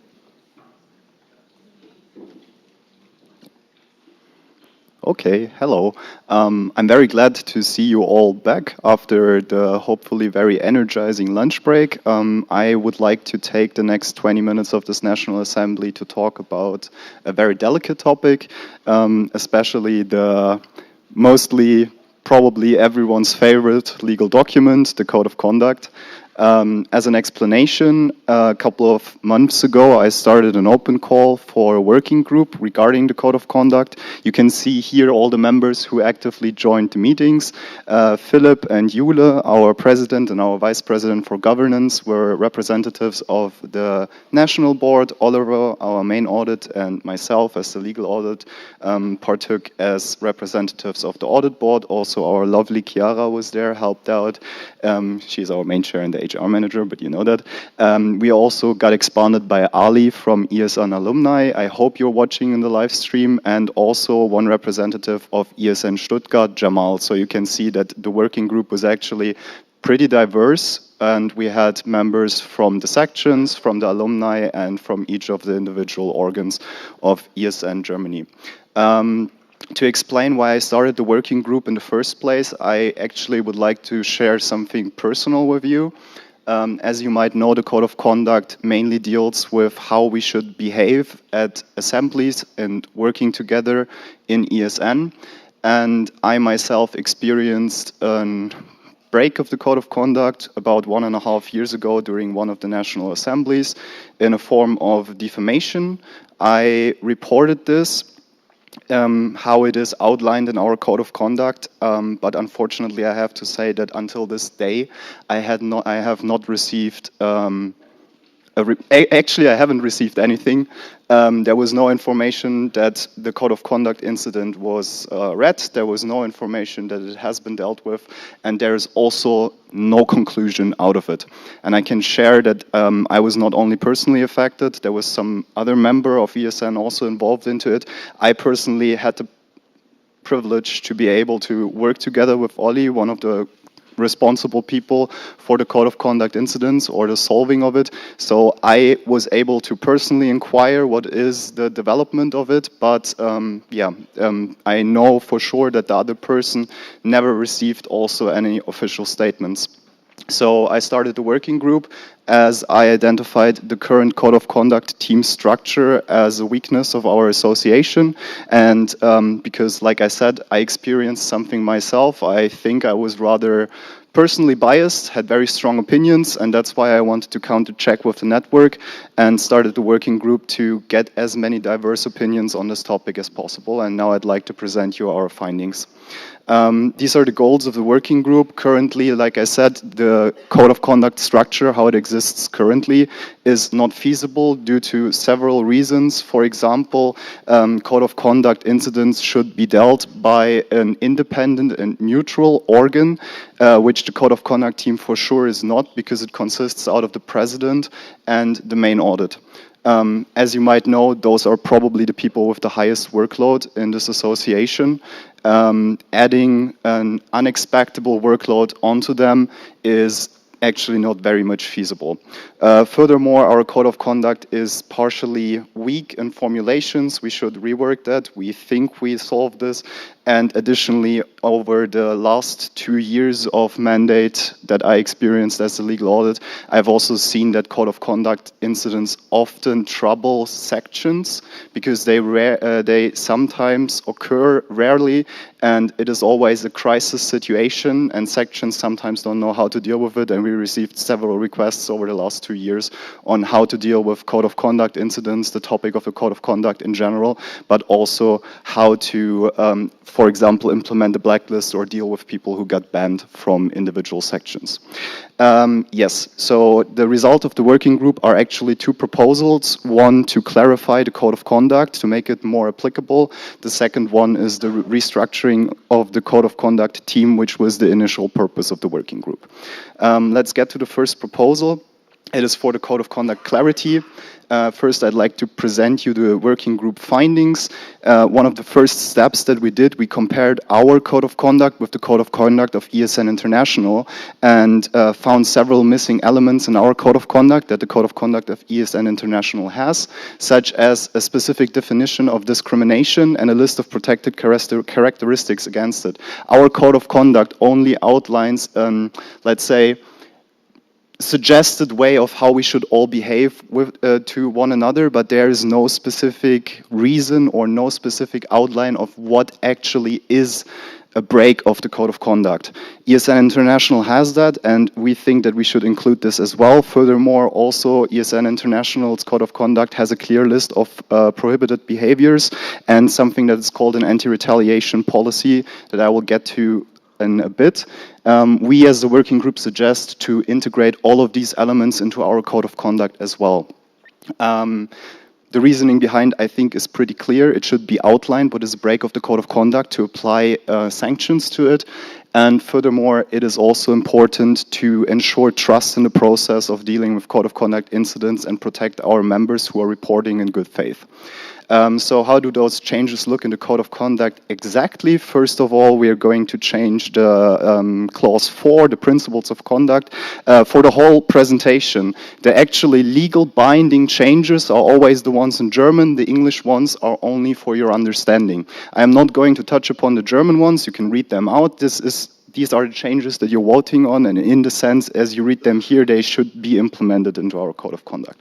So the principles of conduct is exactly what I talked about. It is a general suggestion on how our working together or our cooperating should look like, but it has no specification of, first of all, what happens if you're acting against it. It is not clearly stating, furthermore, the scope of it, so when does it apply? And yes, so we are suggesting to add those simple sentences of saying that the code of conduct applies everywhere, not only externally, but also where we in the name of ESN work together. It means the whole national level, it means the whole national assemblies, it means the LPs, everything. Also clearly stating that acting against the principles of the conduct is a break of the code of conduct, and that it may trigger procedures and follow-up sanctions. This is the paragraph I talked about. It will be completely newly added. It is specifically the discrimination, or rather a definition of discrimination, where this is the way how ESN International does it, applying the general and common definition of discrimination as treating a person or a particular group of people differently, especially in a worse way from the way in which you treat other people because of certain characteristics or preferences, with a list of such protected characteristics and preferences. I'm not going to read out all of them, but you can read them yourself. This also brings me to the first amendment that you might have seen this morning in your mails, which is the following. After a short discussion with Severin, the other legal audit, we decided to expand the description that ESN International has by the official German definition of discrimination, and adding the word unjustifiably. I'll quickly explain why. If you're looking into the characteristics or preferences, the one of the points is the role or experiences within the organization. And now if you're thinking about this, there might be a reason to treat people differently based on this fact, because some people obviously have more knowledge about the association than others. So we have to clarify that this would not be discrimination because it's justified. That's why this amendment of the unjustifiably. Next up, we are in 4.2, the prohibited behaviors in general, expanding them by bullying, harassment, intimidation, physical violence, abuse, and defamation. I don't think that I have to explain this. And there is the last suggested change to the code of conduct, the aforementioned anti-retaliation policy, which basically protects people who are willing to report code of conduct incidents that happen to them, and basically says that if you're acting against anyone reporting a code of conduct in good faith, this harassment also counts as its own violation of the code of conduct and will be followed up even if the initial report turns out to be void. Yeah, that's the first proposal. Even if you're not a fan of the second proposal that I'm going to present now, I highly suggest to you to vote for the first one, because it is, in my opinion, very necessary to have a clearly outlined code of conduct that ensures that we are all working and volunteering safely together. Now to the big one, the code of conduct team restructuring. I'm showing you the goals of the working group again. We want to rework the code of conduct team structure. It should be an independent and neutral body that is dealing with those things. So we are proposing to introduce a national conciliation committee as its independent body, so elected by the network in the form of the National Assembly, supported by mediators, and it should have the tasks of arbitration and mediation to handle conflicts on the national level, the enforcement of the code of conduct, and additionally a support function to the sections in the topics of conflict resolution, implementation of a code of conduct, and how to deal with code of conduct violations. This is an overview over the affected paragraphs. Yeah, I see your faces, it's a lot. Let me bring some structure in. If you remember the slide before, there are two different parts that I mentioned there. First of all, the independent and neutral body, so the nature of the new structure. These are the highlighted paragraphs here. Furthermore, obviously, we have to define the tasks. These are the now highlighted paragraphs. Then, as I mentioned, one of the main ideas is to replace the current code of conduct team through this new conciliation committee. So therefore, everything in the code of conduct is just subject to replacements. And lastly, the remaining paragraphs will only be subject to renumbering, as we're adding paragraphs in before. So only the numbering inside the legal document changes. This also brings me to the second amendment. We decided to expand it to the other legal documents as well, as some of the natures of the organs of ESN are outlined in the event policy paper and partially also in the point system paper. So obviously, if we're introducing a new body that should stand next to the audit board and the national board, they should also be touched upon in those paragraphs. So the event policy paper and the point system paper will be mentioned later as well. Now, let's have a look into the changes. First of all, the statutes. I'm going through the hierarchy of the documents, so starting with the statutes. First of all, we are going to add the conciliation committee into the organs of the association. It's important to note here that by German law, we are only required to have a national board and a national assembly. According to the NO requirements of ESN International, as we have more than 5 sections in our NO, we need to have an audit board, but we are also free to introduce more structures, and this is what this proposal aims for, to introduce a conciliation committee. How does it look like? It shall consist out of 3 members, 1 person as the main chair or the main conciliator, a vice conciliator, and arguably the most important role, someone for taking notes and ensuring that the decisions of this new organ are being documented for the future. There will be also 1 position as a conciliation clerk. If you're thinking about why does it need to be 3 people, I can answer that pretty quickly. The current code of conduct team are just 2, president and main audit. In a case of a voting where president and main audit disagree about something, the voice of the president is the majority. So basically, if you're applying this, the president always makes decisions about code of conduct incidents. I don't think that I have to explain why this is unfair. So having 3 people ensures that you have a chance to overvote the person who has the majority of voice, but still it is necessary to have someone with this decision-making power over the others, because code of conduct incidents are always something that should be dealt with timely. So enforcing a decision is here the core importance. So this committee shall consist out of 3 people to have not only a fair and unbiased decision-making, but also a timely decision-making. Next of all, the tasks, as I mentioned before, they shall mediate and arbitrate disputes between individuals, members, or organs of the association, insofar as these disputes are based on the membership of the association or activities within the association. This makes sense if you're thinking about it.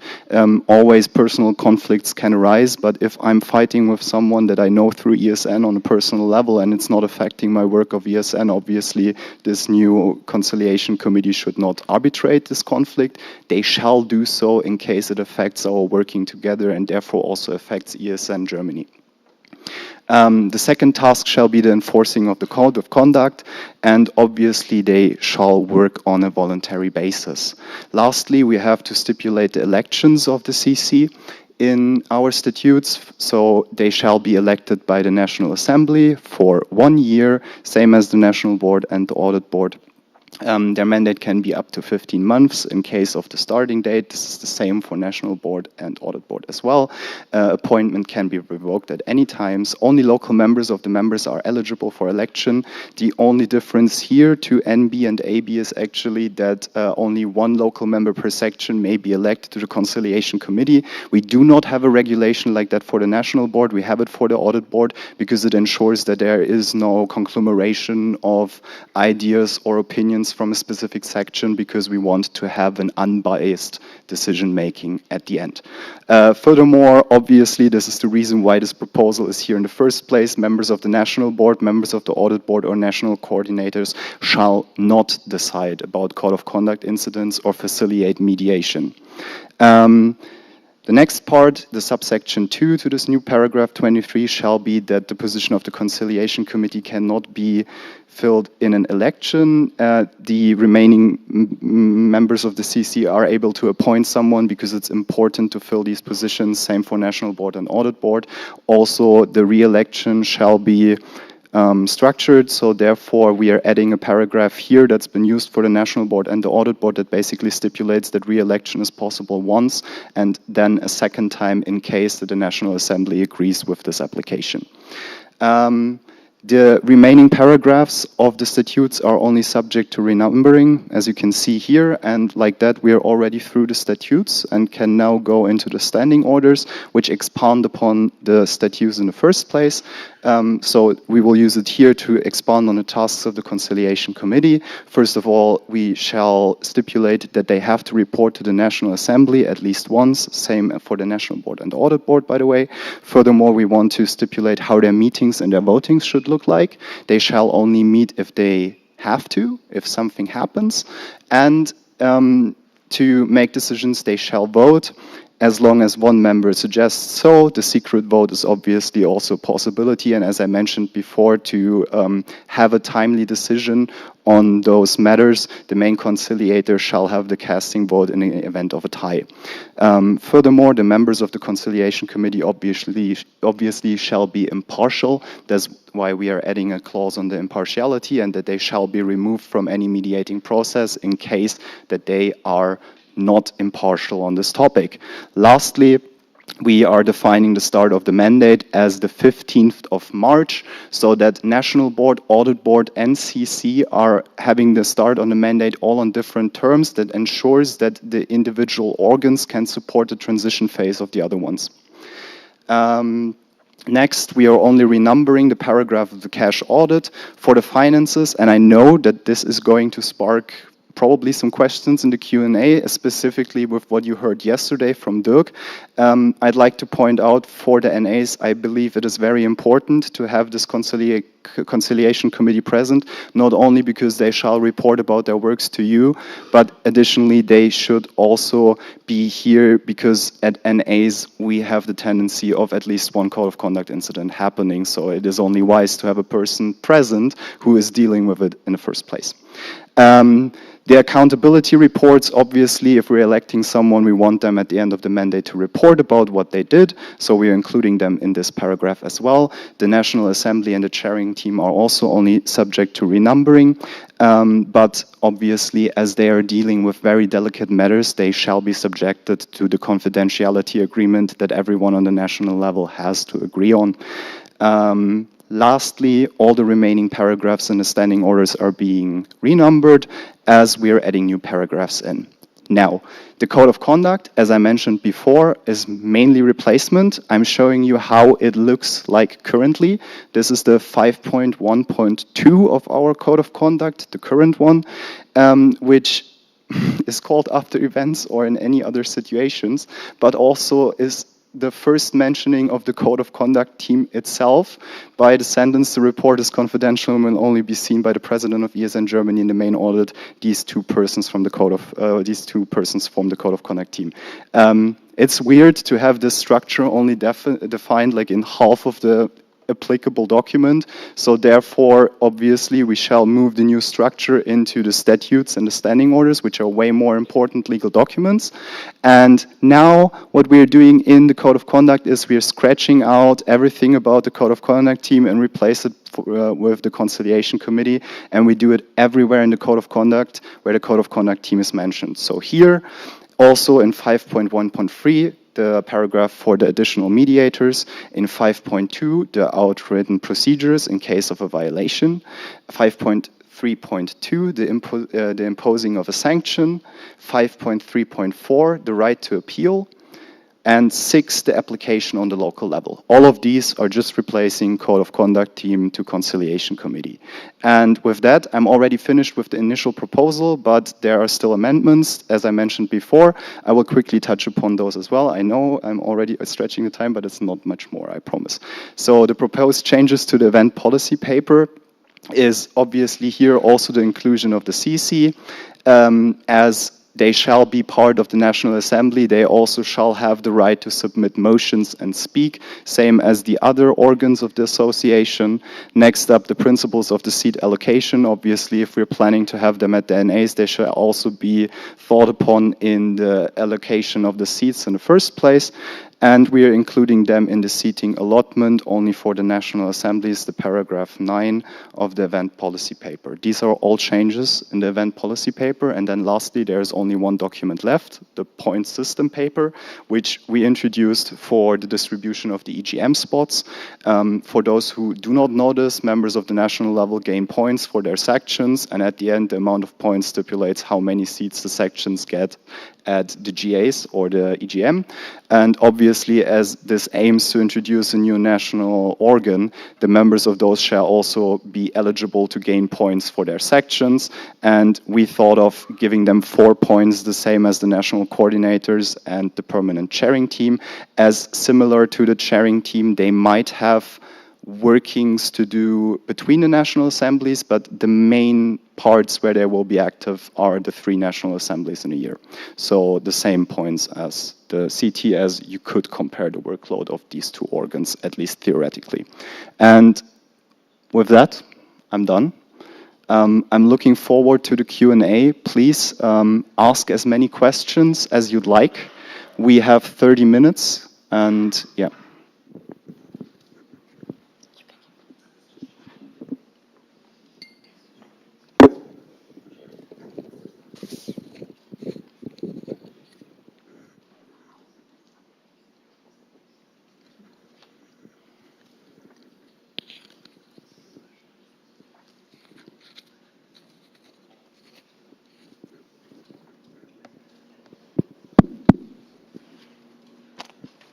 Okay, please scan the QR codes and ask the questions.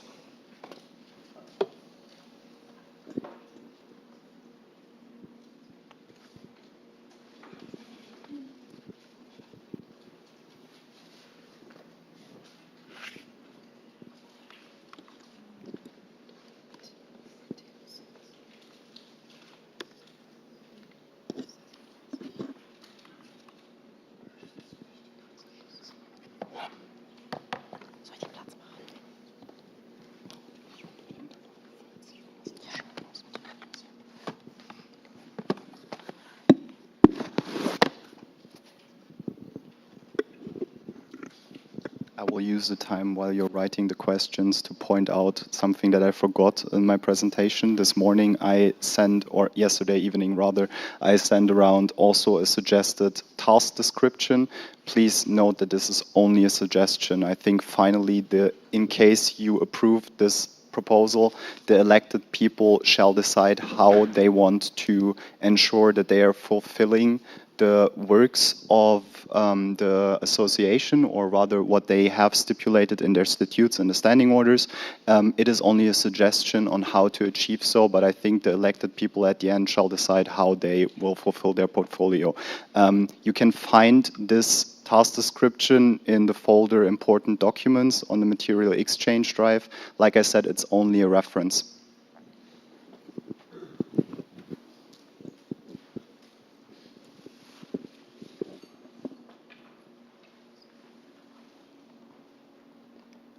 Tom, ESN Berlin. So in the reasons that the characteristics why nobody should be discriminated, you mentioned the use of alcohol. Since now weed is also legal in Germany, why didn't you include that also in that paragraph, and are you willing to change that? That's a very fair point. I think in general the drug consumption is already touched upon the proposed behaviors before, so you're already agreeing that or rather that the consumption of drugs is no excuse for your behaviors. I agree with you that the legalization of marijuana is a topic here in Germany. It should be included, but then also bear in mind that the list is only a suggestion of general proposed characteristics, and also if you read it again, there is also a part that says that it is not limited to those. But I agree it is something that could be expounded upon in the future.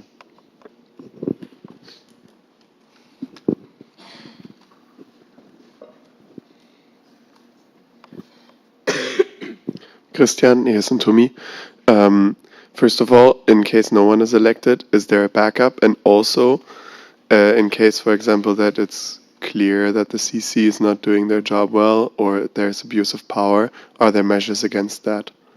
Not directly, but also yes. So for the first part, the backup, honestly, no, there is no backup other than if someone is applying, they can appoint other people that they want to work with, as long as it is in the general structure of what is constituted in the standing orders and the statutes. So it could not be someone from the same section, for example. So this is basically the protection for what happens if we are not able to fill the board or the conciliation committee during elections. For the abuse of power, I have to say basically the same measurement as we have for abuse of power of the audit board and the national board. You as the sections, you as the representatives of the sections appoint us, you elect us. We only get into our positions through you, and you give us the right to get into this position, you can take it away as well.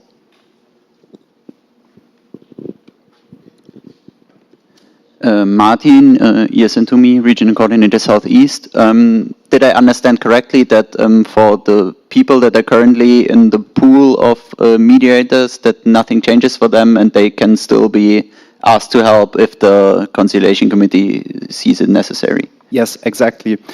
This is as a measurement also for the case of what happens if one of the members of the CC is biased in any case.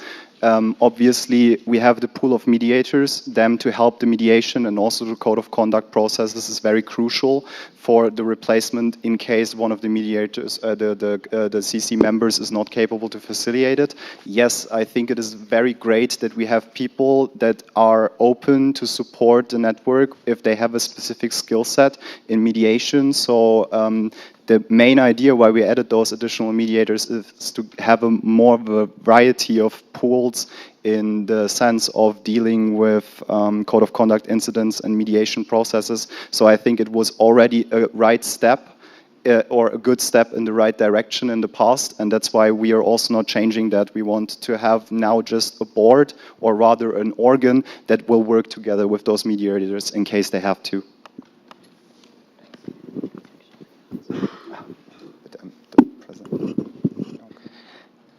Hello, Charlotte, ESN Berlin. My question is to the combination of roles. So as you stated, the committee is intended to be as independent as possible, also to have like a proper reflection on the topics. Okay, searching for words.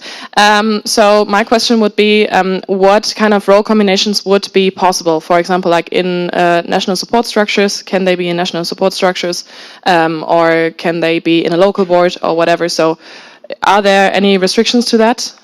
Yes, they cannot be national coordinators, they cannot be regional coordinators, they cannot be members of the national board, they cannot be members of the audit board. This is the only limitation. Otherwise, like I said in the task description, there is suggested experiences. It would be nice, obviously, if someone is dealing with the code of conduct, knows the code of conduct, and also has experience in ESN in general. But it is completely fine if you yourself believe that you can be the local president of a section and at the same time want to be active in the conciliation committee. You can do that, of course. There is a comment.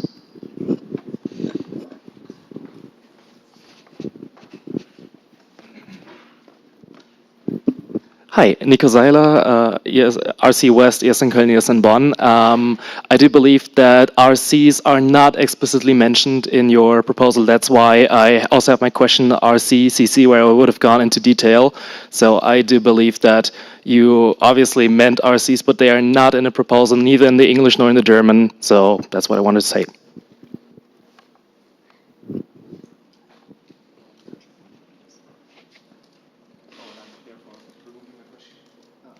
And if you're removing a question, I would like to comment on this. Levi AB, yes, you're right. It is not included. I just right now mentioned the RCs. I don't know why I said it. It is wrong. Like, it is intended that the RCs could also potentially be in the conciliation committee. They are not supposed to be excluded. Are there more questions to be expected?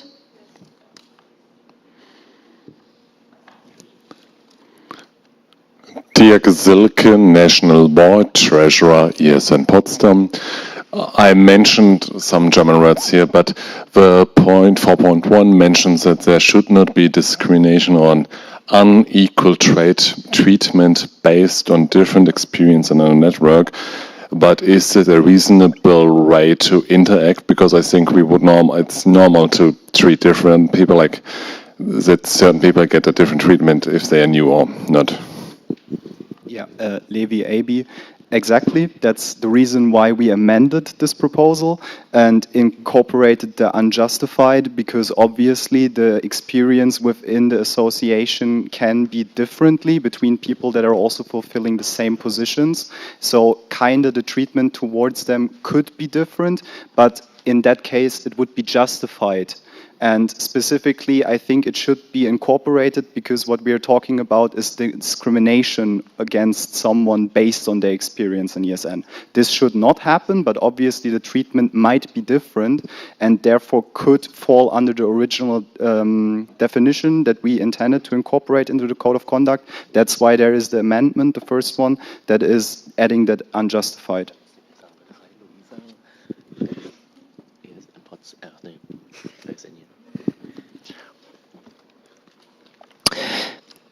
Yeah, so this is not Luisa, this is Stefan from ESN Potsdam and alumni. Can I ask why you didn't propose the question yourself? Because it was easier here with the Galaxy account. I will allow it this time, okay. But next time please propose your own questions. Okay, thanks. Yeah, my question is a little bit in the direction of the challenge to find people for this. Yeah, so we see also at this NA, it's a challenge to find applicants for the audit board. It's a challenge to find applicants for the national board. So how do you want to manage this problem here with the new body which we want to implement? I think I have to answer your question very bluntly. I won't do anything about this because I'm proposing it. At the end, to advocate for positions on the national level is the whole task of the national level. So partially I might be responsible for this in the future as well, but my mandate will end in December. Until then, you can be sure that I will annoy the I almost swear. I will annoy every single person about this is important, please apply for it, consider it, and even if you think it is too much responsibility, share your ideas, share your opinions, and if you at least, if something happens to you, you feel safe to report what has happened so that people can take care of you and that we can ensure that everyone in this association feels safe and appreciated.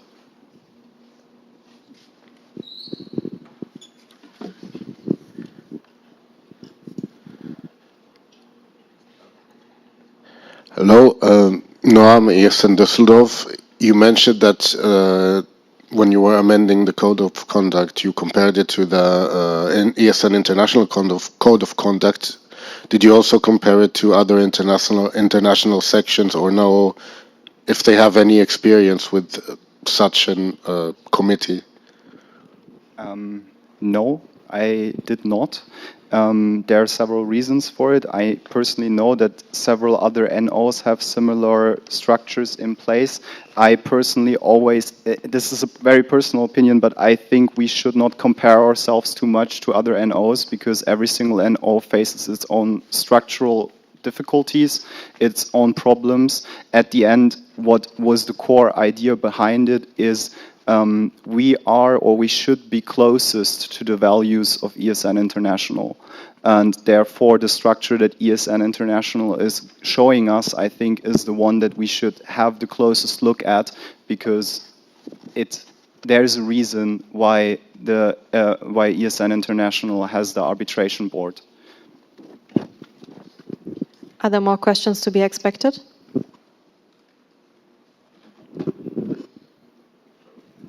I propose to close the speakers list. Any objections? Okay, speakers list will be closed. Okay, Birkan from ESN Kiel. At the beginning you mentioned that you made like an incident report before and there was no follow-up like structure. Is there like a structure now that allows us like, I'm here by the way. Okay. Is there like a structure that allows us to see like what's the status of the report, or if someone is like falsely accused, is there like a notification to this person? Okay, somebody's like accusing you multiple times back to back, and I don't know. Can you comment on this? Thank you so much for your question. I was really hoping that someone would ask something similar to this. Yes, what I have experienced is something that is very unfortunate. I am not blaming anyone. I'm not holding anyone responsible because I know the workload of the national president. I know the workload of the main audit. And this is the main reason why this proposal is here, because it's not feasible for those two to deal with those things. Yes, everything that you asked for is already part of our code of conduct. So there is already a timeline in the code of conduct. There is already stipulated that there should be an information to the people reporting that the report was received. There should be a message that like sets out a timeline in which this code of conduct violation should be dealt with. So what I'm saying is we have all of those in place already, but it is not happening due to the nature of our structure. That's why our structure needs to change so that our code of conduct is actually enforceable and implementable. There's a comment.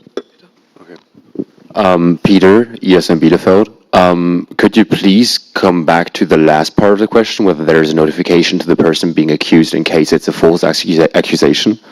Is that something that is already dealt with in the code of conduct, or is that something that is going to change in this proposal? If someone is filing a code of conduct incident against you, you will be informed about this, because obviously you shall have the right to speak about this as well. You will be asked for your opinion, and then at the end also the like obviously the nature of it's a false accusation or not, and also the amount of past code of conduct incidents and so on are all factors that play into the sanction of this specific. And it is like that already in the code of conduct.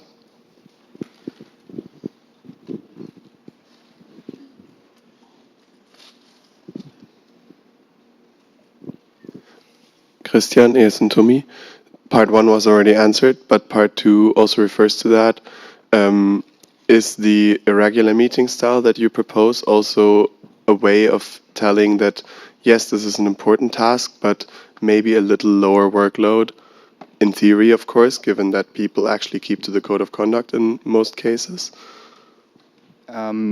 Actually, this is rather a legal technicality, because if you're looking at my portfolio as legal audit, for example, I mentioned my task is committing a legal audit. I only have to get active if there is the possibility that someone acted against our standing orders or our legal documents in general. So I'm only conducting a legal audit in case that something indicates that there might be a breach of our legal documents, and it's the same for the CC. They only have to work if something is happening, but obviously they shall meet. They shall have meetings monthly, weekly, however they find it feasible themselves to ensure that they can work together properly, but this is something that shall not be stipulated in our legal documents, because there is only the question, when do they have to meet, when do they have to make decisions, obviously when they are asked to mediate or if a code of conduct incident is reported.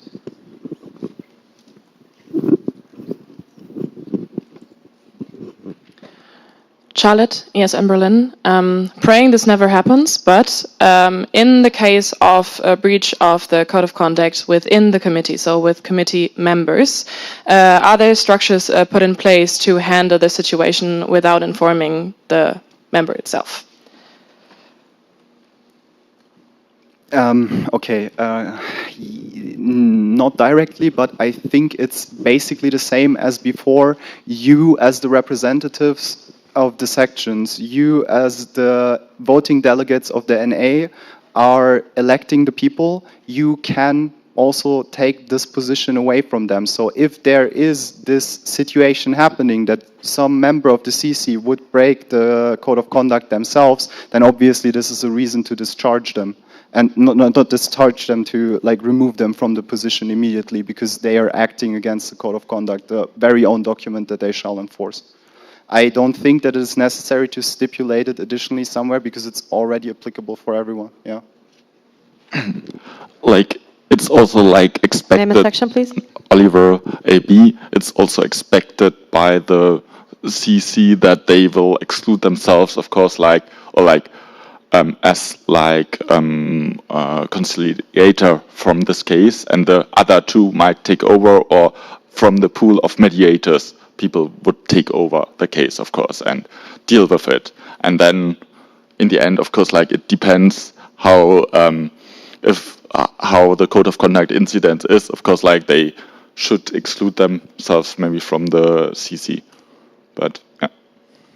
Comment? Levi AB, I think I just right now fully understood your question. If someone in the CC broke the code of conduct and the CC is debating about this breach of the code of conduct, obviously this member will be not included, because they are not impartial about this topic anymore. This is the paragraph of the impartiality or that subclause that I showed before in the standing orders of impartiality. Okay. Sorry, it took me a moment. Nico Seiler, RC West, ES in Köln, ES in Bonn. RCCC question part 2. Why are RCs allowed if NCs are explicitly prohibited? I would just love to hear your reasoning behind it.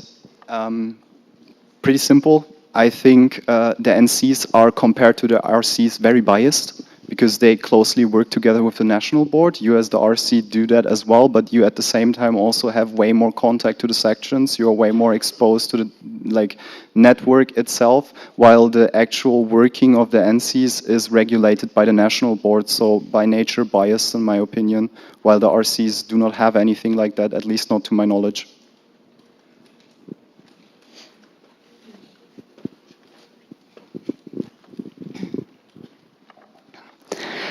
Paula Ebrecht, ESN Bonn and ESN Cologne. I was worried about the qualification and what kind of experience do you expect from the people that would apply for this position? Did you think about maybe also implementing a training course for this, or like something that would be required before applying? This is an amazing last question, actually.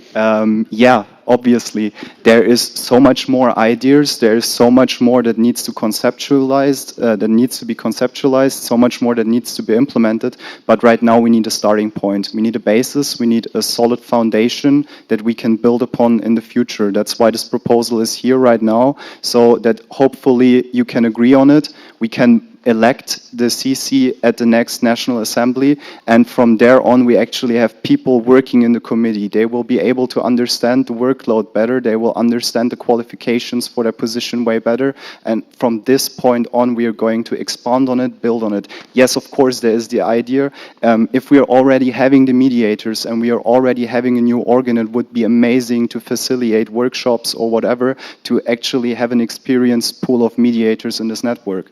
Totally, yeah.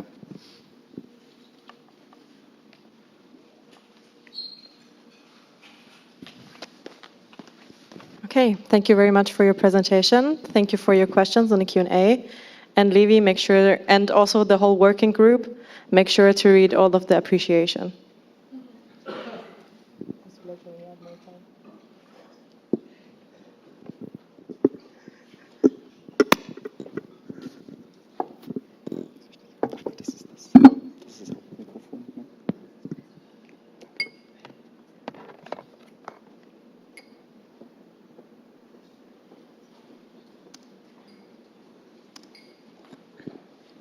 It's time for an energizer. How do you feel? Long talks, let's get some energy back.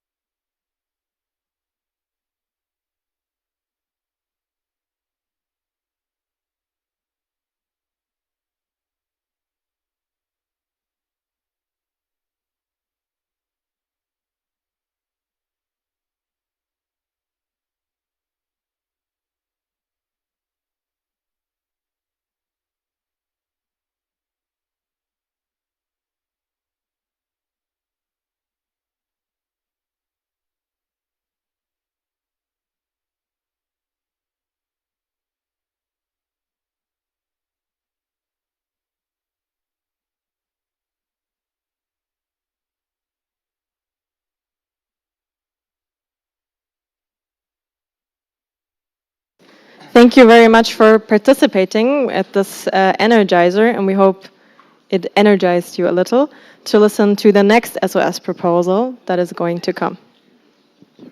Thank you. And this will be a much shorter one. So, it's about the OC selection for NB, NC, or RC organized events. Like, how is the current situation? Like, OC members of all ESN Germany events have to be voted on by the sections. Like, that means it doesn't matter, like, NAs, of course, it's clear you vote on a section, but like, for example, with pre-break, we just said it like that all OC members there needs to be voted according to our event policy paper.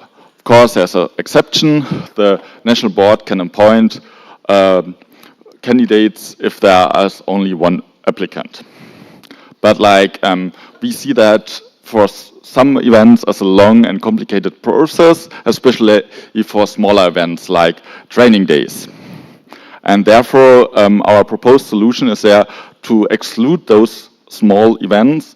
We set there the limit to 50 participants if they are especially organized by one NB, NC, or RC member. In that case, it's up to this organizing national member to select the OC they will be working with.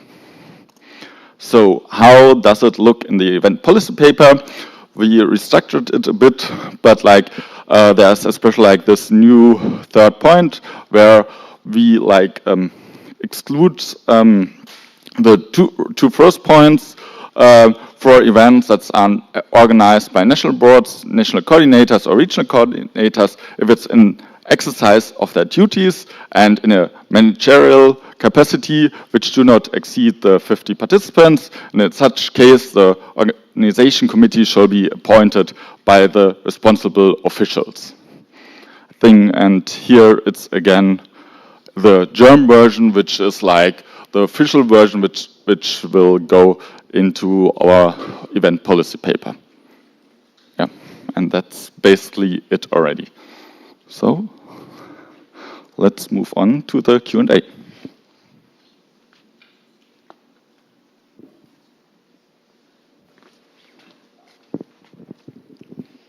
Sorry, I thought I had a second to munch some cashews.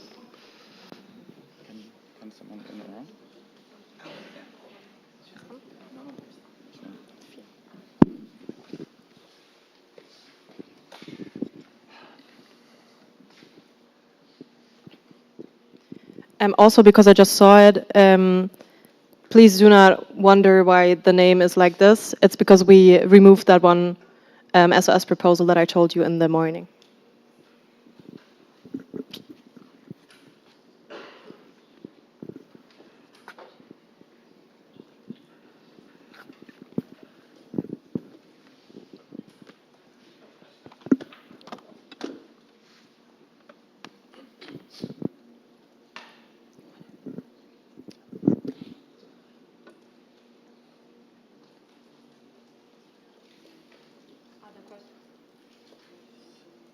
Are there questions to be expected?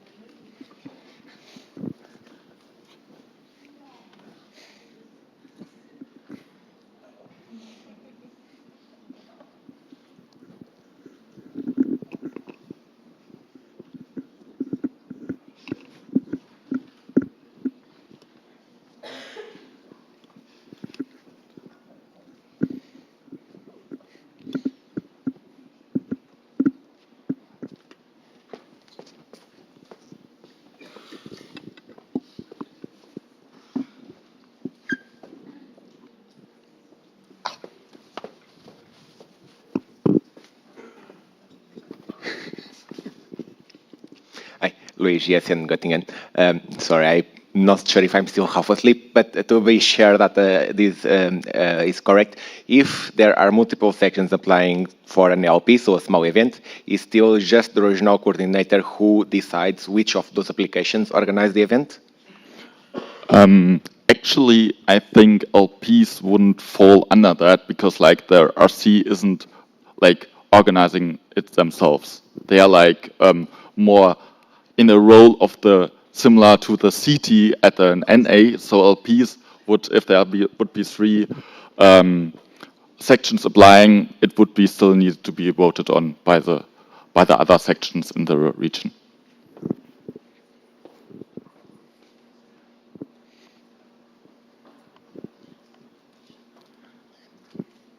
Torben, ESN Berlin, although LPs are in that question also specifically mentioned, for example, also for the training days, I think the final participation number is with the, or when the OC is formed, not necessarily fixed. With the number of 50, you would restrict some of that freedom of adapting the participation number. And my question is now, what's your opinion about that? Have you considered that, etc.?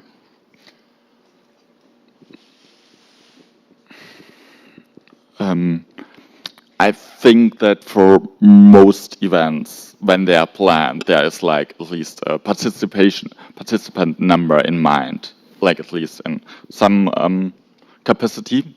Of course, like you can argue about the number 50. We internally in the audit board discussed it and we came to it that it's a fair number. Just looking at the sections, we have 46 sections, so one participant per section is fitting inside this 50.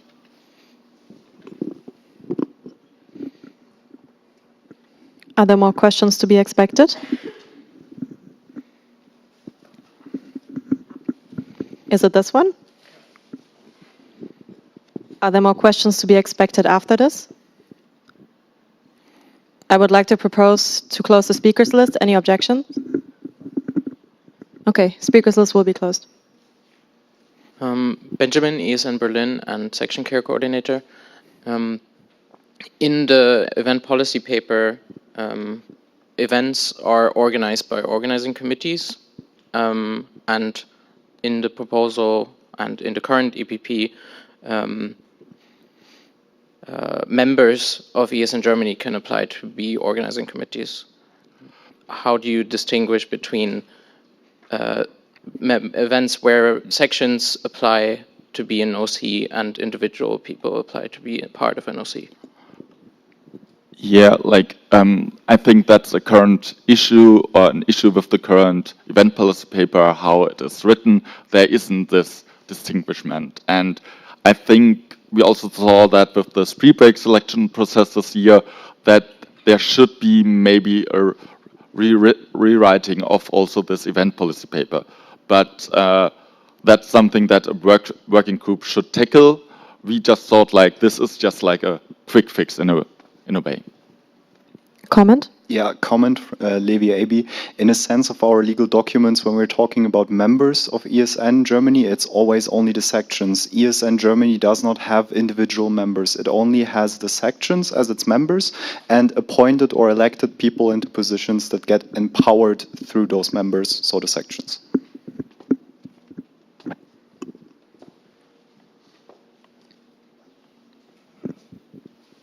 Okay. Thank you very much for the presentation and for the Q&A.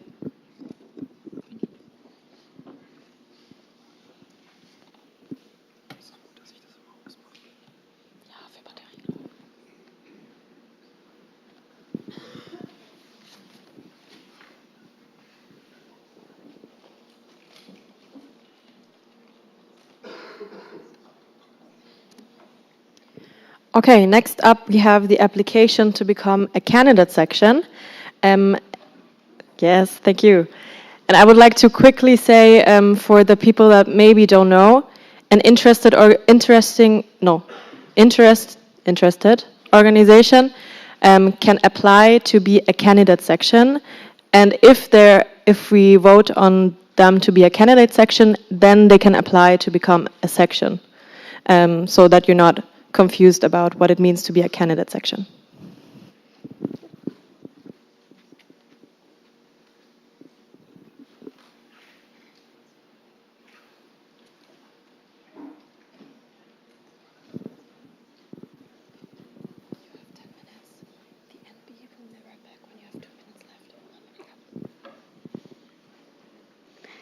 Okay, so welcome. My name is Vic. I'm originally from Hungary. Currently, I live in Aachen doing my PhD and a lot of other stuff. But now I'm here to talk about SNAC Aachen, which is an organization founded by a group of people I successfully gathered. And before I start, just a bit about my ESN career. So I have been part of ESN Denmark as an ESN Denmark National Board Support Member for 2 years, and I have been on the local level for 1 year. So I have 3 years of ESN experience, so I'm not just a nobody.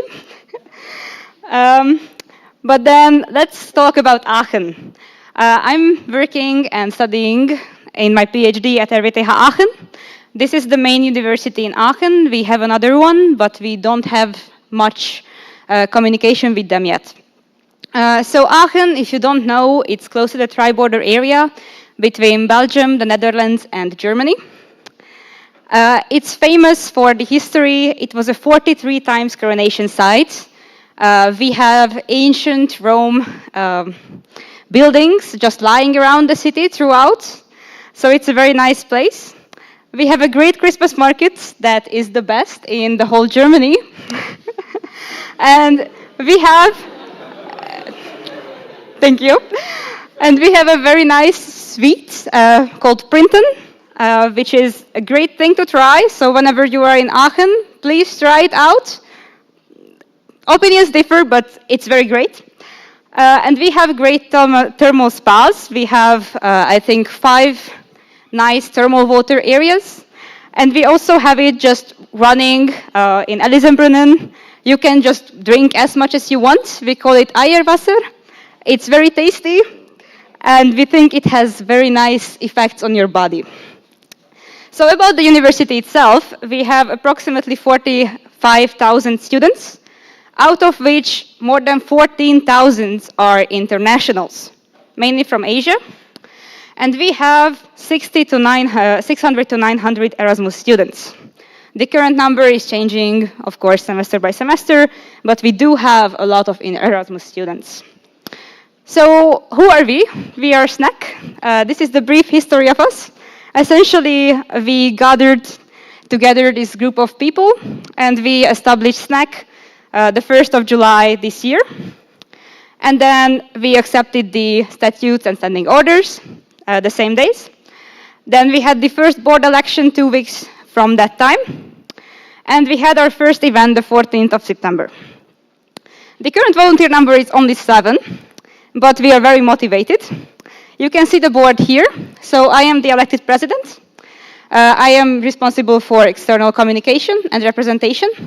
We have a vice president who helps me out. We have a treasurer who never sent me any pictures, so I still just work with the profile picture. And we have a communication manager who is responsible currently for the Instagram account.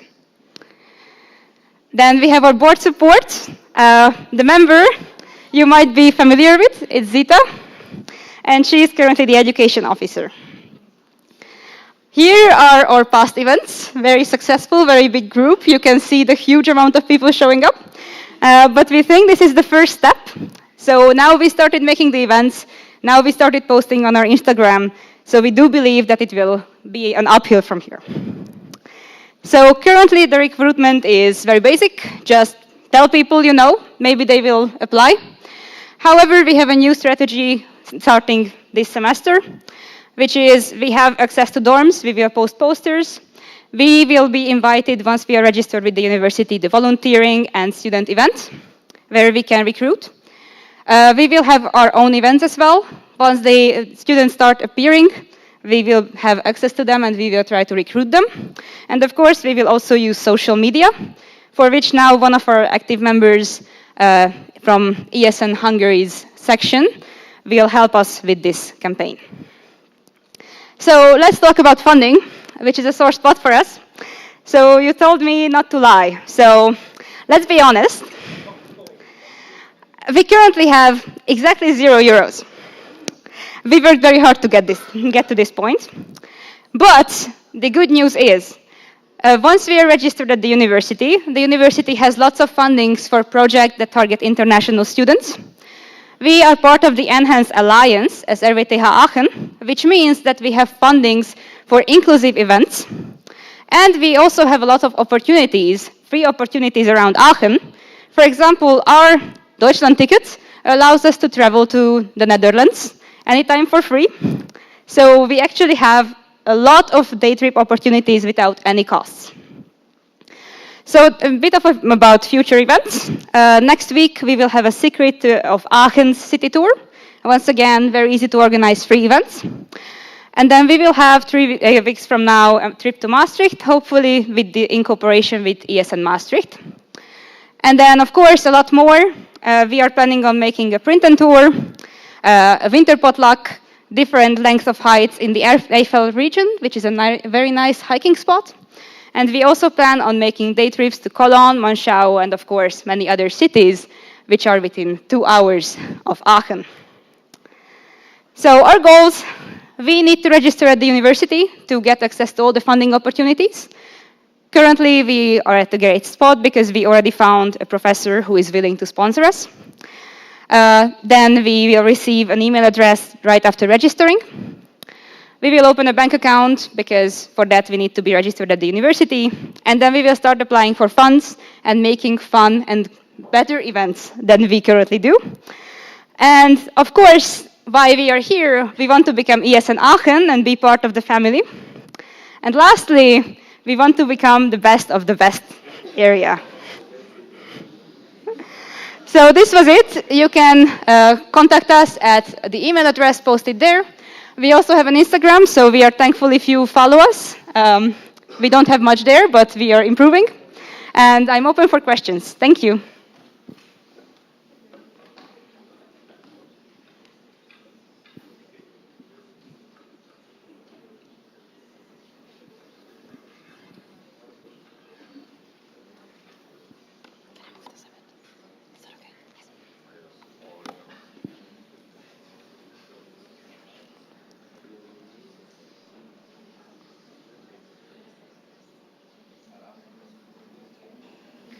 That was quick. Yeah, I'm sorry.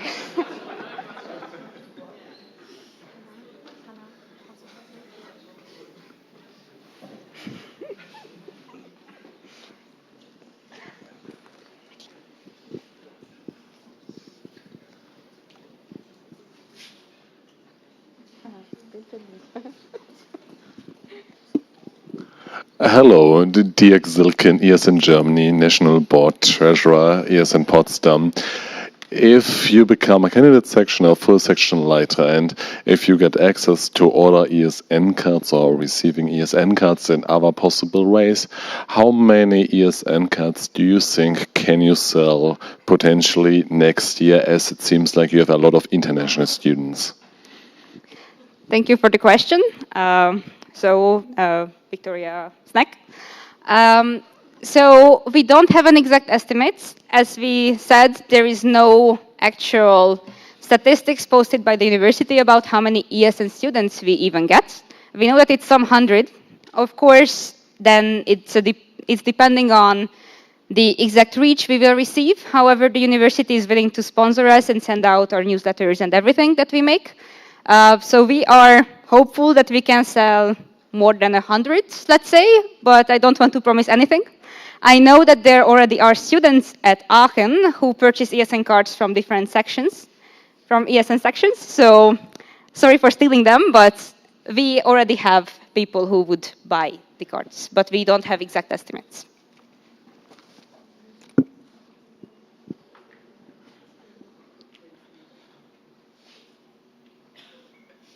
Tom, ESN Berlin. Since you never specifically mentioned it, do you already have established a relationship with your international office, and if so, how is that going? Thank you for the question, Victoria Snack. So we have established a relationship. Before even establishing SNAC, we reached out to the international office about the idea of creating an organization and later on an ESN section.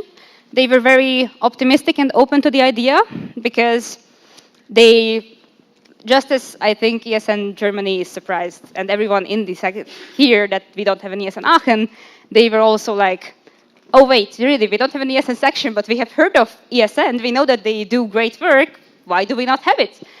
So they are very open, very optimistic, very supportive. They already promised to help us with finding opportunities, sending out newsletters, etc. So I think the potentials are there. They are in general very optimistic. We don't have any exact agreement yet because first we have to register at the university.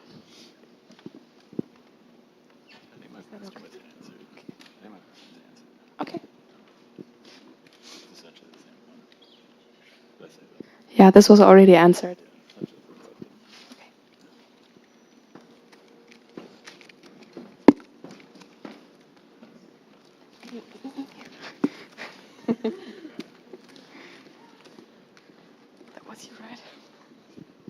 Hi, Victoria AB. What does SNAC stand for?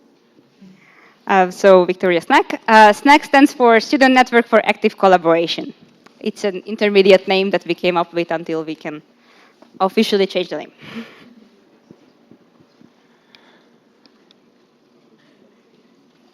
Torben, ESN Berlin, are you aiming to become eingetragener Verein?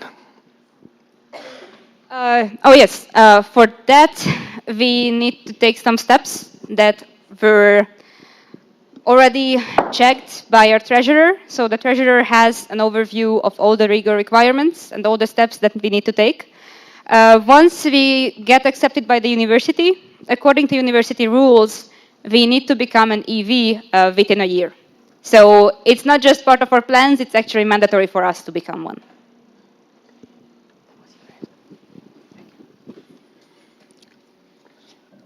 Hello, Yahya, ESM Bochum. I was wondering, I mean, you mentioned fund many times, or the funding, and I was wondering what is the targeted amount of funding that you are aiming to achieve, and I mean in your initial phase in grounding the Verein, and what do you propose to allocate these funds? Thank you for the question. So funding is a very complicated question. We know about some fundings. The university provides fundings for international organizations that target international students, which of course we would be categorized as such. This amount is dependent on the semester fee that we have every semester and also the number of organizations falling into the category.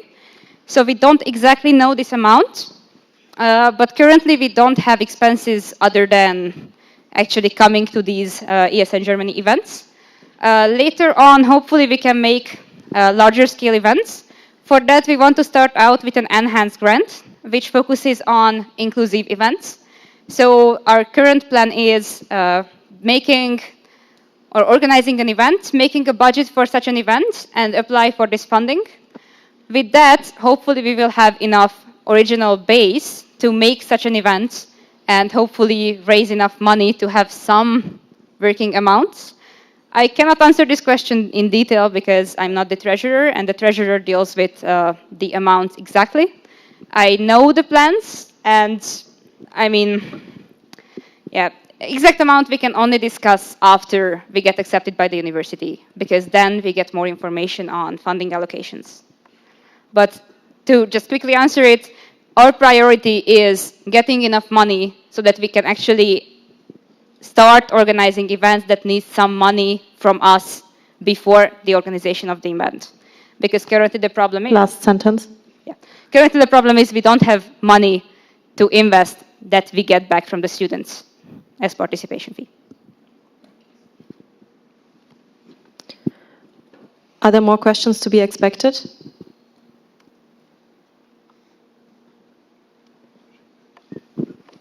Christian, yes, and to me.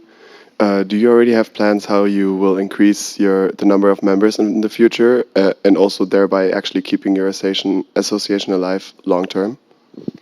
Thank you for the question. Yes, currently we are currently making plans about recruitment. We have a member who is a position holder in ESN BME, which is in Hungary, and she's here for a whole year. So hopefully she will help us make the basis of the recruitment process that will be, after a while, a self-rolling process. And through the university, we hope to achieve a cooperation that will get us new members every year.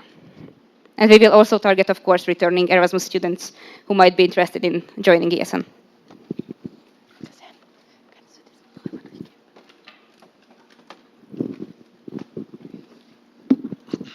Are there still more questions to be expected? I propose to close the speakers list. Any objections? Okay, speakers list will be closed.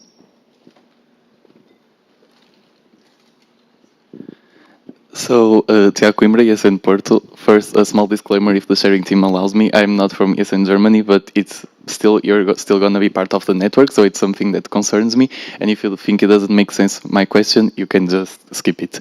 But as I could see, you are a recent section. You just started in July, even if you have ESNer support and you know the ESN background. Why did you decide to apply right away to ESN instead of trying to make the association a little bit stable in the beginning, like having the time to be stable, and then apply it once you have more stability? Thank you for the question. It's a very complicated one. So I consulted some members of ESN Germany before about this question, because when I moved to Aachen, I was surprised that we do not have an ESN Aachen. So my main goal was, from the start, making an ESN section. And due to ESN Germany's requirements, first we needed to make an organization that can be turned into an ESN section. So the quickness of this action is because we aimed from the start to become an ESN section. And why we don't try to get established is because of the consideration of, for example, a name change. Of course, if we gather students who get to know SNAC, for example, then changing the name to ESN might be a bit confusing. Furthermore, there is, I would not necessarily say competition, but there are other organizations in RWTH who already have some establishment and other organizations behind them, for example, BEST. And therefore, if we become an ESN section and we represent ESN values, it's way easier to target students as well.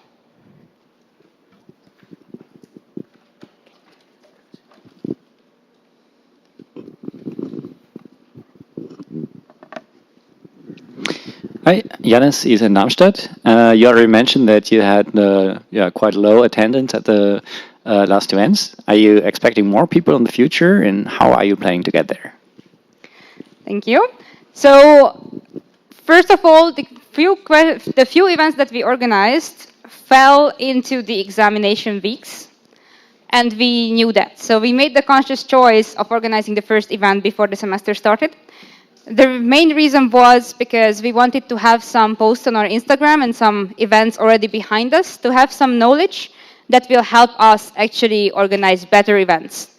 So I have ESN experience, but my colleagues do not yet. So we wanted to make sure that if we fall quickly and hard, and we realize what we do wrongly, learn from it, and in the new semester, we already corrected these mistakes and just go from there.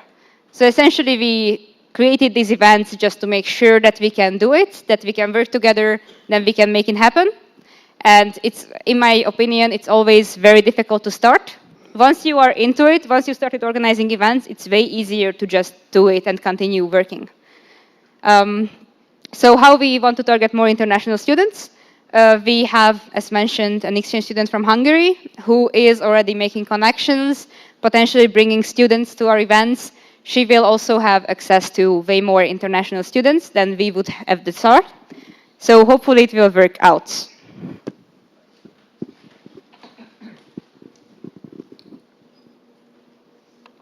Hi, Nico Seiler, RC West, ESN Köln, ESN Bonn. So You attended the local platform in Cologne back in June, where you've met several West sections and national board members, among other value participants. Were your expectations for a German local platform met? And in how far has NAC's participation at the LP Köln affected its resolve to become an ESN candidate section? Thank you. Thank you for your question. So I had a great experience at the regional platform. The people are very nice. Yes, and it gave me a lot of motivation. So that's when we started becoming more active. That's when we started really planning things. It gave me a lot of encouragement as well and good feedback.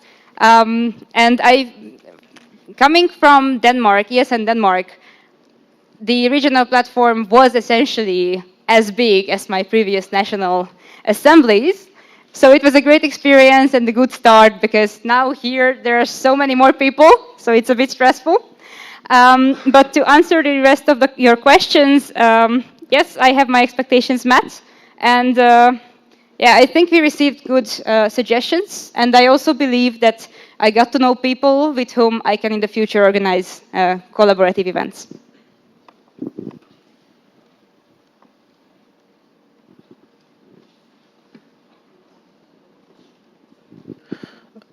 Benjamin, Section Care Coordinator. My question is about your relationship to IEG Aachen, the European Students Forum, which is registered as a local Erasmus initiative at both these universities and also seems like quite established. So what's your relationship and how do you plan to navigate it? Thank you for the question. Yes, they are registered as lay at both universities. It's a twofold answer. So I reached out to them. I had a meeting with them already. They wanted to recruit us to become part of their organization instead of pursuing the ESM path. So in that sense, it's a sweet and sour relationship, but we discussed that we will collaborate in the future, make collaborative events. So I would say that the relationship is good as a starting point. The other part of the answer is the university's attitude toward the current lay. The university is not that satisfied with them as the lay. So it's a bit of a complicated situation. We will see what comes out of it in the future, but I cannot tell you more at the moment. Hi, Dusan Yesahale. It was kind of mentioned already before, and I was just wondering if you wanted to maybe tell us, do you know of any events you are kind of prioritizing to get into in the near future? Or, you know, is there something that you're really looking forward to doing that perhaps you cannot do at the moment? What are your plans regarding that? Thanks. Yes, thank you. So I already mentioned some events that we plan to make in the next semester. It will very much depend on the current funding situation that we have. So we have a plan that is the worst case scenario, where we only do free events, we only do day trips and hikes, for which we don't need any monetary support.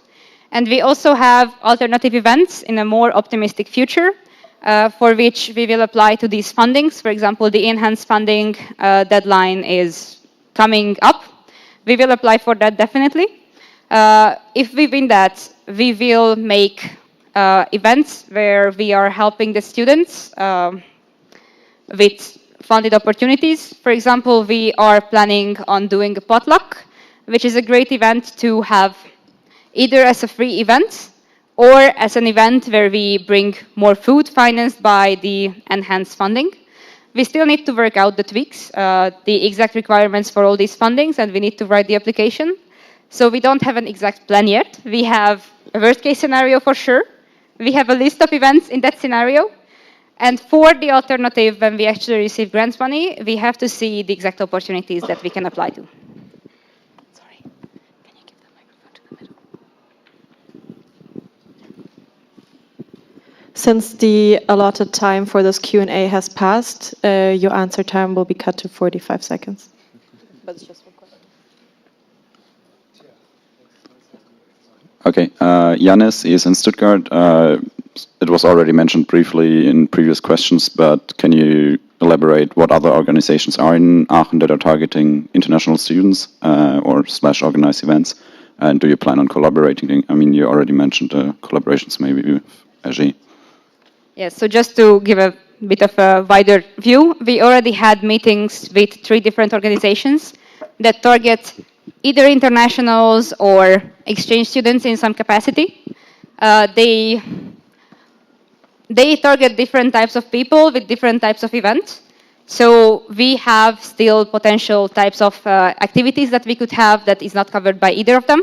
But we already discussed with them the potential of collaboration, and we are in discussions about exact events that we plan to do in the future. Thank you.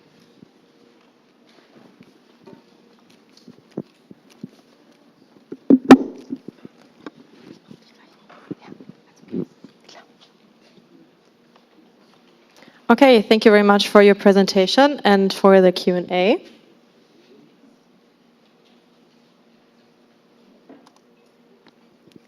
We will now have a secret Q&A, a closed confidential Q&A.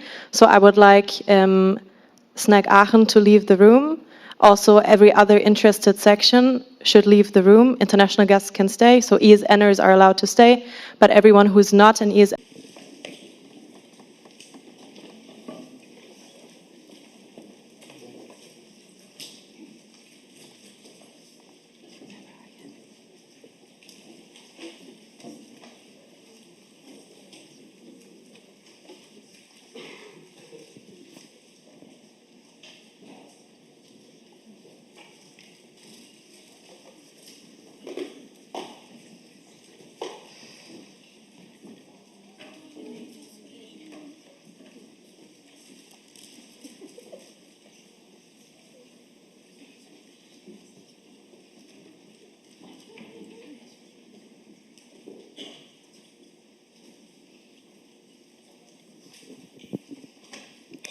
Okay, I would like to ask you again to please be on time after the breaks. I know the time is short for all the pictures you want to take and for getting coffee and for going to the toilet and for taking a moment to breathe.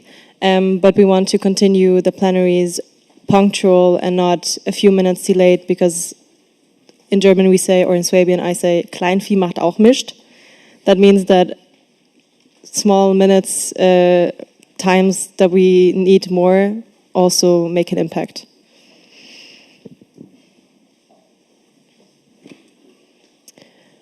All right, the next point on the agenda is the application for the Winter NA.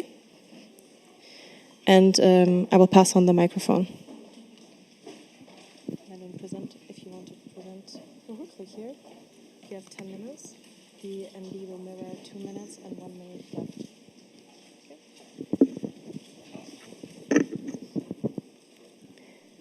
Okay, everybody, hello. I'm Karina, I'm the local president of ESN Köln, and now we're going to present to you our application for the Winter NA 2026. I'm Alena, communication manager of ESN Köln. I'm Paula, and I recently joined ESN Köln. I'm Nico, active member of ESN Köln.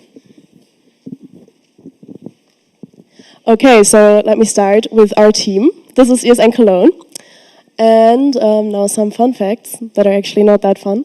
We have been in ESN section since 2012. We are quite a big section with over 70 official members, and we are the sister section of ESN Bonn, which leads to close cooperation and good exchange with them. Okay, why should you vote for Cologne? We included a very, very funny meme. Please read it.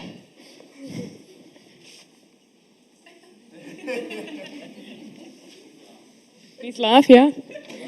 Okay, so now that everyone read it, let me show you some actual reasons why we should host the next NA. So these are the words of one of the head OCs, Marius, who sadly can't be here today. But he says, "We hosted an NA in 2023 and got a lot of praise for it. 3 years is a lot of time in the life of an ESNer. Only a few people from that time are still around. So let's do it one more time." And I agree. We do have recent experience because we hosted the Pool Party California, so the West LP, and we had a lot of fun doing it. Here are some pictures from that time. And actually, there's no laser pointer, right? Well, there's a second to the left, there's a picture of the OC from the LP, and a lot of people from that OC will also be in the OC for the NA. Woo! We have Carnival, but we have much more to offer than just Carnival. We have the very, very beautiful crane houses by the beautiful Rhine. As you can see, we do not only have a dome, we have the one and only Kölner Dome. And for fans of plants, we also have the Botanical Garden. That's very beautiful. We have culture. We have a bunch of museums. We love parades. We host one of the biggest CSD parades in Europe, so a big queer community. We have very, very big carnival parades, plural actually. We have nature. You can sit by the Rhine. We have breweries, famous Kölsch, and we also have Lukas Podolski. Okay, so now let me present the venue and the hostel to you that we have reserved. So the venue would be KHG, which is our trusted partner that we work together with for ages now, and we hold our weekly meetings there. It's very close to the university and quite in the city center. It has one big plenary that fits up to 300 people. There are 3 workshop rooms and a lot of other spaces that can be used for a social program, more workshops, whatever is needed. There is a big courtyard. We also had the pool party there, if you remember. There's a professional kitchen we can use. There's another smaller kitchen in the basement. There's an elevator, which makes it wheelchair accessible. And we have a lot of tech present, which is important, especially for the workshops and, of course, the plenaries. And yeah, we hosted our previous NA there and the LP, so maybe some of you know it already. Then regarding the hostel, we reserved the A&O hostel at Neumarkt, which is around 10 to 15 minutes to the main venue by tram. It's 8 minutes from the main station, also quite close to the river.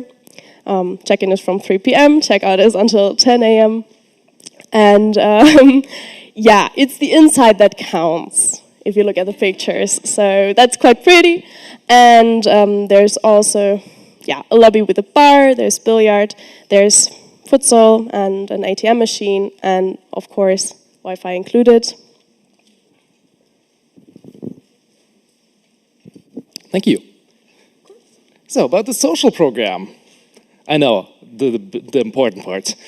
So for Thursday night, for coming to Cologne, to get you there to come before Friday, first we started with karaoke at museum. So obviously Dortmund has been a success, inspiring. We are all very avid karaoke singers, so we thought, why not? And then we go to Radio Sabrosita, and the thing about that is it's a club which is one of our most trusted partners in ESN Köln, because with an ESN card you get in completely for free before midnight. So bring your ESN cards, people. It's going to be very, very fun. So for Friday night, because obviously the first word that comes to your mind when we say Cologne is probably the Kölner Dom. But the second one is Carnival. So first we're going to have a Carnival costume kiosk crawl. And you're going to think, wait, but Nico, the Carnival is starting in next week. But we're saying we like to celebrate a little bit early. So once you're going to go into Cologne, you're already going to see some people in dinosaur costumes and what have you. So don't worry about that. And then at a club, it's to be determined. But we are confident that we do have a nice palette of clubs in Cologne. And for Saturday night, we have the Carnival-themed bingo and an after party. And for both Friday and Saturday nights, we're gonna have board games and crafting nights for alternative program, which is also a very big, let's say, strong point that we have in Cologne, that we do have an emphasis on providing an alternative program that is actually alternative and equal to the party program. And then for Sunday, if you're gonna stay around in Cologne, which we hope you do, we're gonna have a city tour. So the key information. The motto will be, drumroll please. Thank you. Viva Colonia! Woo! So, we're gonna have Music. Woo, not that. Football, so that is Tommy, I've been told. The Kölner Dom, even more Cologne. And the Kölner Dom again, and the Rudolfplatz. Let's go! Woo! The pricing. We are currently, because we like to give you the full picture, we are currently working with worst case and the best case. So the actual price is going to be somewhere in between. So the worst case is we're going to, for the full shebang, basically, it's going to be 152 euros and 50 cents. And if we get all the sponsorships that we're aiming for, we're going to talk about in a minute or two, it's going to be 125 euros. So, and of course, there's also going to be options to book without accommodation, especially because Cologne is close to many other cities. If you prefer to just commute, that's also an option. So yeah, we are currently in contact for sponsorships, but yeah, it'll get cheaper as we go, or we might be able to offer you more for the same price. And save the date. We propose to have the next NA from the 5th till the 8th of February, 2026. And as a side fact, as mentioned, Carnival starts the next week after. Oops. And as the heads of OC, so I am proud to present myself and Marius as the proposed heads of OC, splitting it between external coordination and internal coordination. So what it means, basically anything that is regarding the internal planning, it's going to go out to Marius, and anything that requires external communication with the national board, with the CT, our lovely CT, with the audit board, but also with potentially having stakeholders there. Yes, stay tuned for that. This is going to be my portfolio. And then, of course, the OC, three of my lovely OC members you can see right here, Paula, Karina, and Alena, but also Elena, Jorge, and Florian from Bonn. So, big question mark, even though it should be an exclamation point. See you in California. Thank you.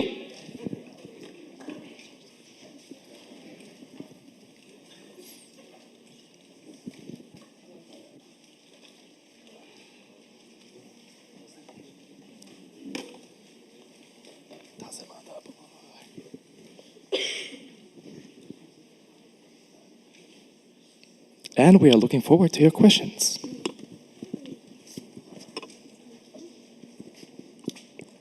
Question?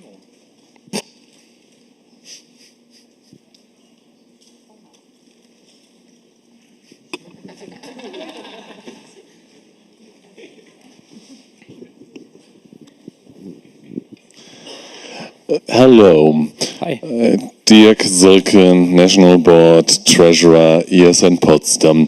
During the alternative program of previous NAs, the alternative program felt very neglected and more like a few board games had been thrown into a room. What is your approach with your alternative program? Okay, so we're still active. Sorry, this is Alena, ESN Köln. Sorry, this is the first time I'm doing this. So we're still working on the details of that. However, after the last LP, we did have, how do you say, like a review?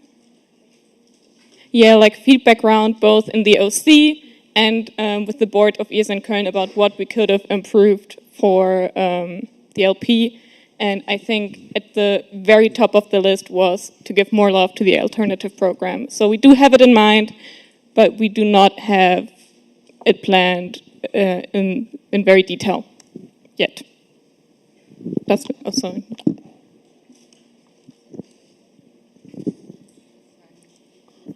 Does this answer your question? Yes. Dirk Silken, National Board Treasurer, ESN Potsdam.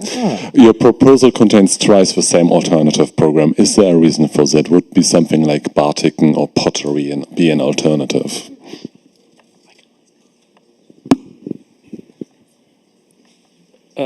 Nico Seiler, ESN Köln. So thank you for this question.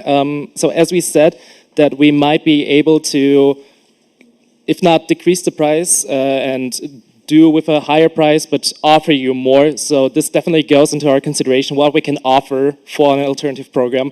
If it's an actual alternative program where we can invest money into, that's something that we will happily do. And primarily for me, when looking at the price, a big factor is also if we need to rent a venue for the alternative program to really not make it feel like an afterthought, but to actually have a place where people can go. This will definitely affect the price, but we're currently doing our best possible to keep it as low as possible to keep everyone happy. Alena is in Köln, and like we said, we did not plan it in very detail yet, but from the planning that we've done so far, we just considered what we already have in our inventory, and we do have crafting supplies for that because we also try to keep the costs as low as possible, but there will be more consideration in the alternative program. Is your question answered? Perfect.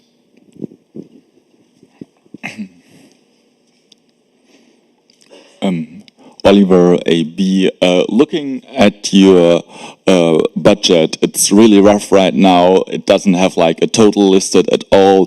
There are important things missing, like workshop material. On the other hand, there are like social program included, which shouldn't be included. According to our How to NA guide, will that be improved? And could maybe also Dirk comment on that, how he sees that?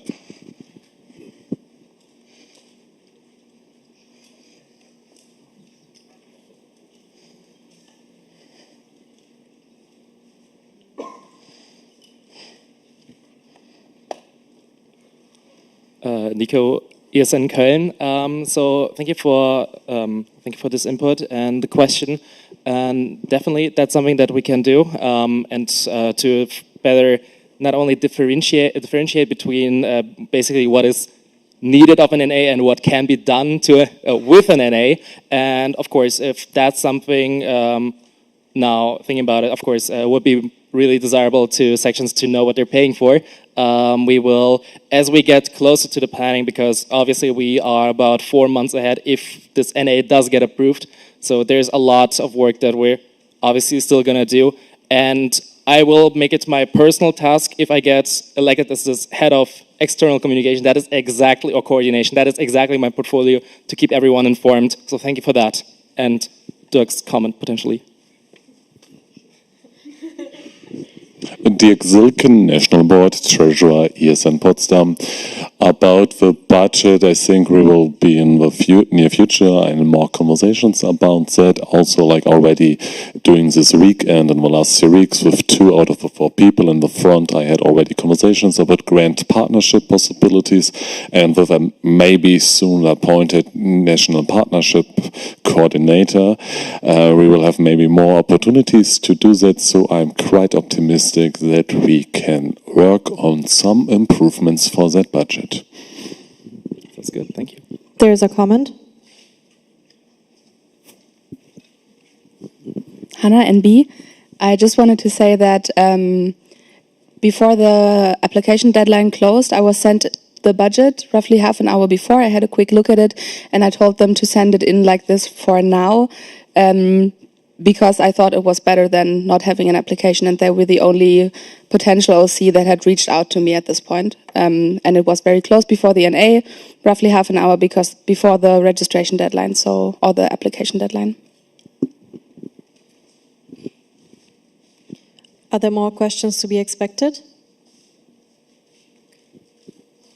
My question was more or less answered, so it can be skipped. Peter, can you please raise your hand?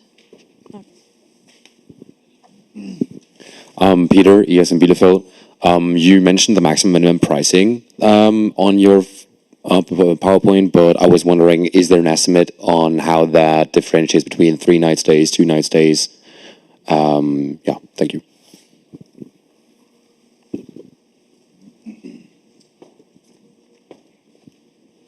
Nico ESN Köln. So we are going with the, I'd say, industry standard of having 3 nights of accommodation, so Thursday, Friday, Saturday to the following night, or just 2 nights. So of course we are very confident that we're going to have a fun and enticing program for Thursday, but if you prefer it or time simply does not permit and you arrive Friday morning, you're free to do so, and there will be a cheaper rate, of course.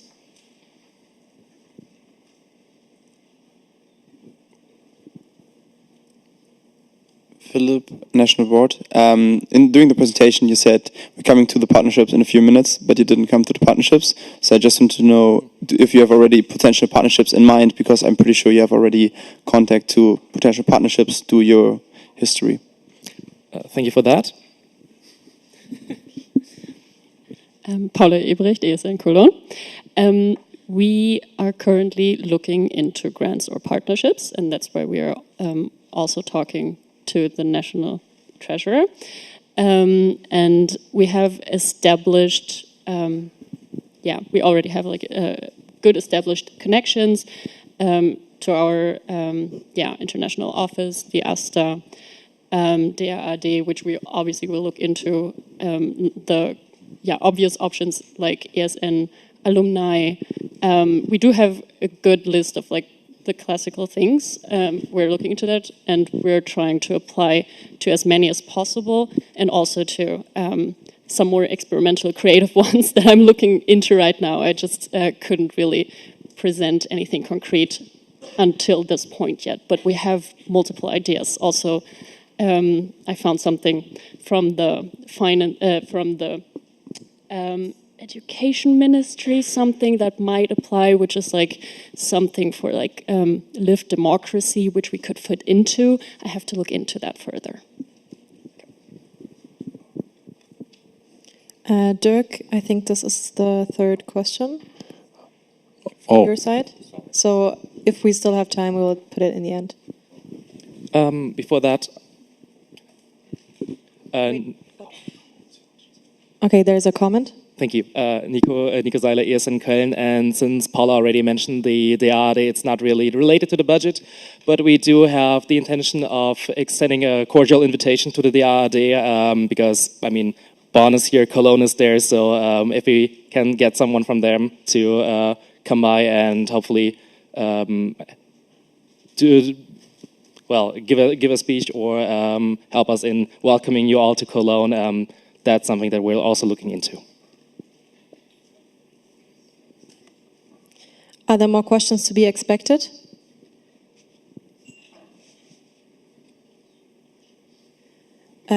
Because the allotted time is over now, your answer time will be cut in half in 45 seconds.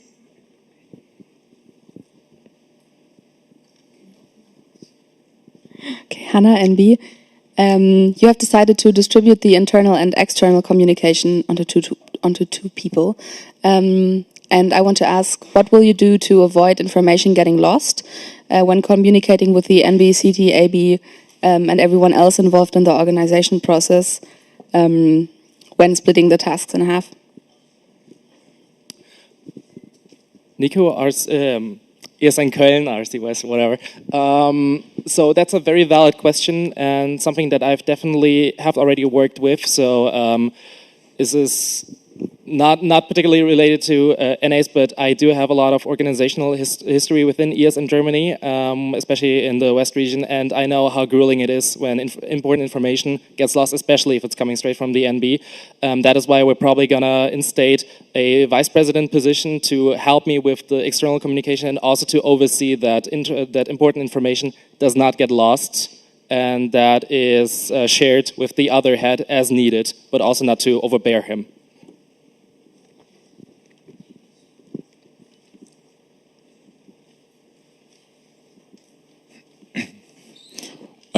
Yeah, I looked at your budget again, and you set the participant number to 175. Even so, like this NA has 130, and I think that's a common number. Why did you project it so many participants?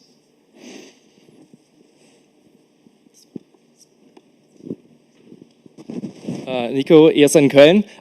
So it was mostly a decision proposed, or let's say promoted by my other head of OC, Marius, because he confidently believes that, as he believed with the LP Köln, that this is probably going to, or we can make this the biggest LP that we have ever seen in the West. He is as confident to make this one of the biggest NAs that we ever had in ESN Germany, and especially because we have a lot of plans to involve a lot of the neighboring sections abroad, so to hopefully get a lot of them, so they will need space, and they shall get it. Are there more questions to be expected? I propose to close the speaker list. Any objections? Marco?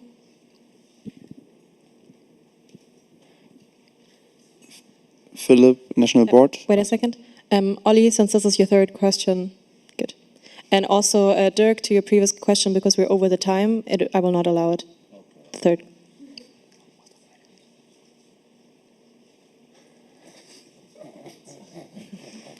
Philip, National Board.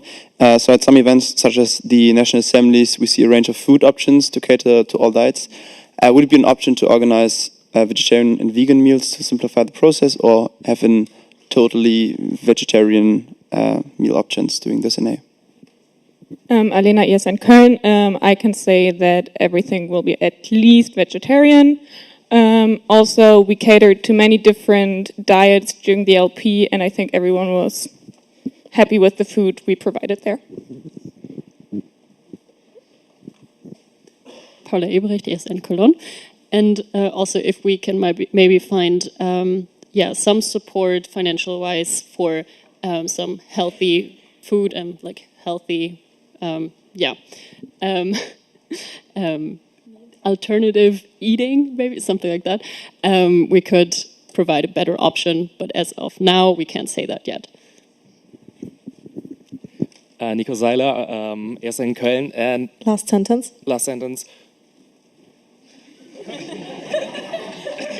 The one thing that all the feedbackers have agreed upon was that the vegan options blew their mind at the LP Köln, so we are very confident.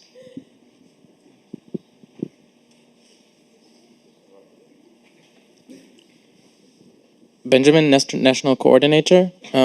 As presented yesterday, one measure that we might have to implement due to ESN Germany's financial situation is a very early sign-up, possibly in November or early December. Are you prepared for that, and have you discussed it with Dirk? Alena ESN Köln. So we are more or less prepared for that. We only heard of this very recently too. But we are in contact with Dirk, and we will continue to do so. And we will do our very best to do what's best for ESN Köln and ESN Germany.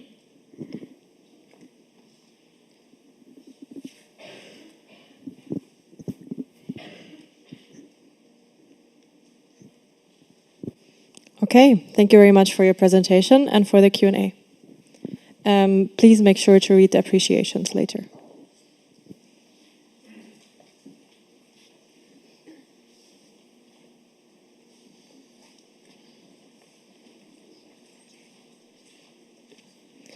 After this Q&A, how is everyone feeling energy-wise? You might have guessed it. We will do an energizer.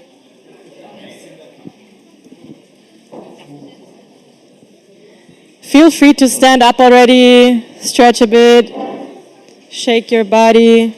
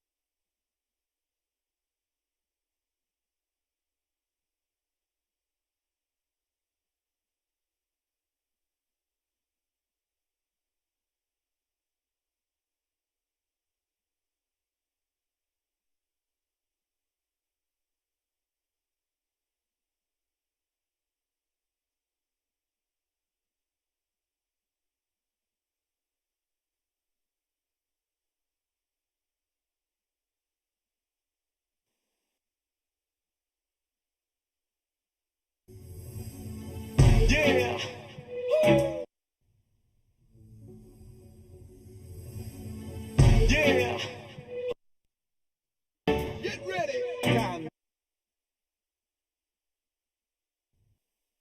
don't like writing essays.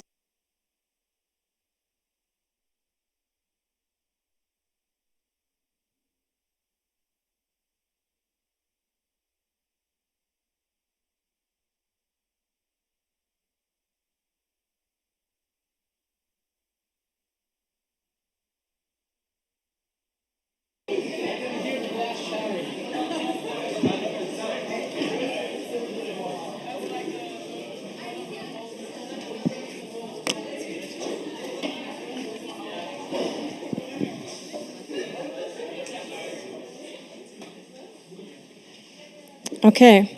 We hope you like this dance because, like we said before, it's our delegation dance, so we will probably encounter it again. And maybe if you go to the web, who knows, let's see. And we will continue with the agenda. And the next topic is the regional coordinator update. So I would ask all regional coordinators or people that speak on their behalf to the front.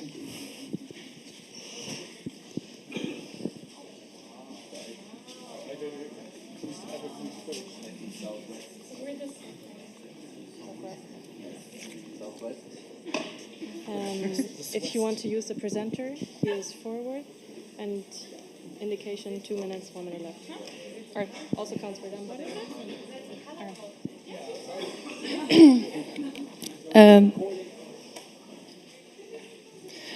Thank you very much for listening. So as you might know, I'm not an RC. I'm presenting the Southwest regional updates on behalf of Mireille and Claire because both were not able to attend.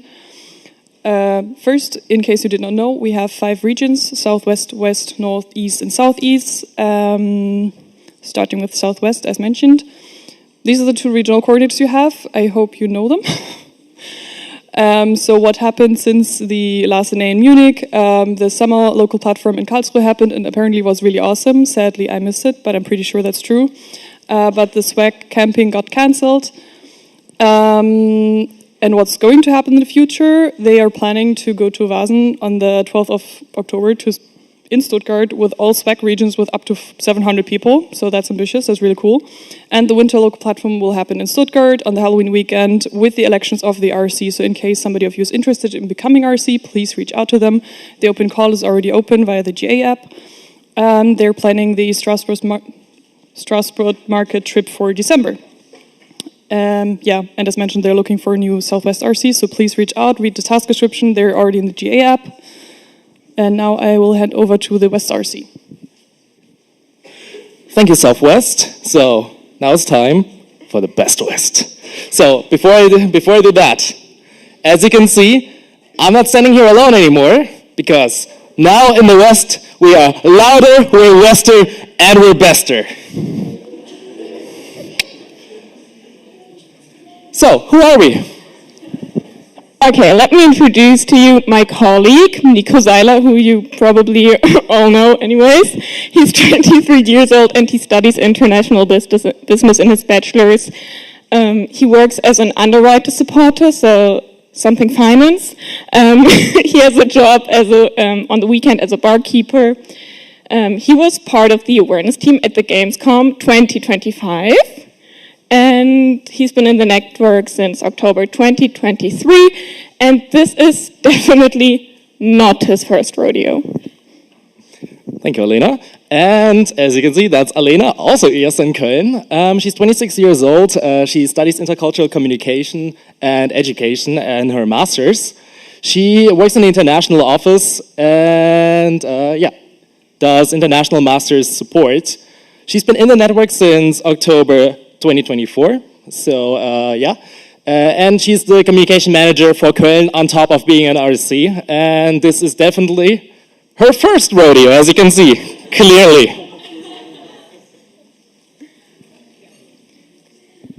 And we have with us our fluffy boy, Jimmy West. He's here. He's the personification of the Wild West.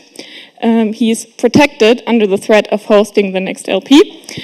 He likes to use his lasso to catch other mascots, so Be very careful. And we have a quiz question. His head is A, adorable, B, not adorable, or C, super adorable. And the answer is? Yes, the answer is C. Correct. Okay, what has happened so far? That's a good question. What has happened? So we had in the meantime, from the last NA, we had our West trip to Hamburg. So shout out to ESN Hamburg. We had 7 sections participating with 152 participants in total. We had the LP Cologne Pool Party California with special guest Snack. And we had guests from, as well, non-West sections, and also the NB, the AB Essen Nijmegen was our international section visiting, and yeah, Snack. And we had the unanimous appointment of the new West coordinator, and who has been appointed, she was our nominee, and she was appointed the same day by the national board. So what we're currently doing is planning the LP Siegen. We're in close contact with the AC of Siegen. So we're in the second phase of the preparations for our West section Amsterdam trip. And also the biannual Drachenfeldhike is actually happening very soon. We're also looking forward to that. And then we also have Into the Wild Wild West happening soon, which is technically, or not, it is not hosted or planned by us as RCs, but it's still a West trip, so we're very happy about that. And then, to end on a sad note, Nico is going to retire from his position of RC after 2 years of doing it with a lot of love and dedication. Woo! North. So you're happy he's retiring from the Yoo-hoo?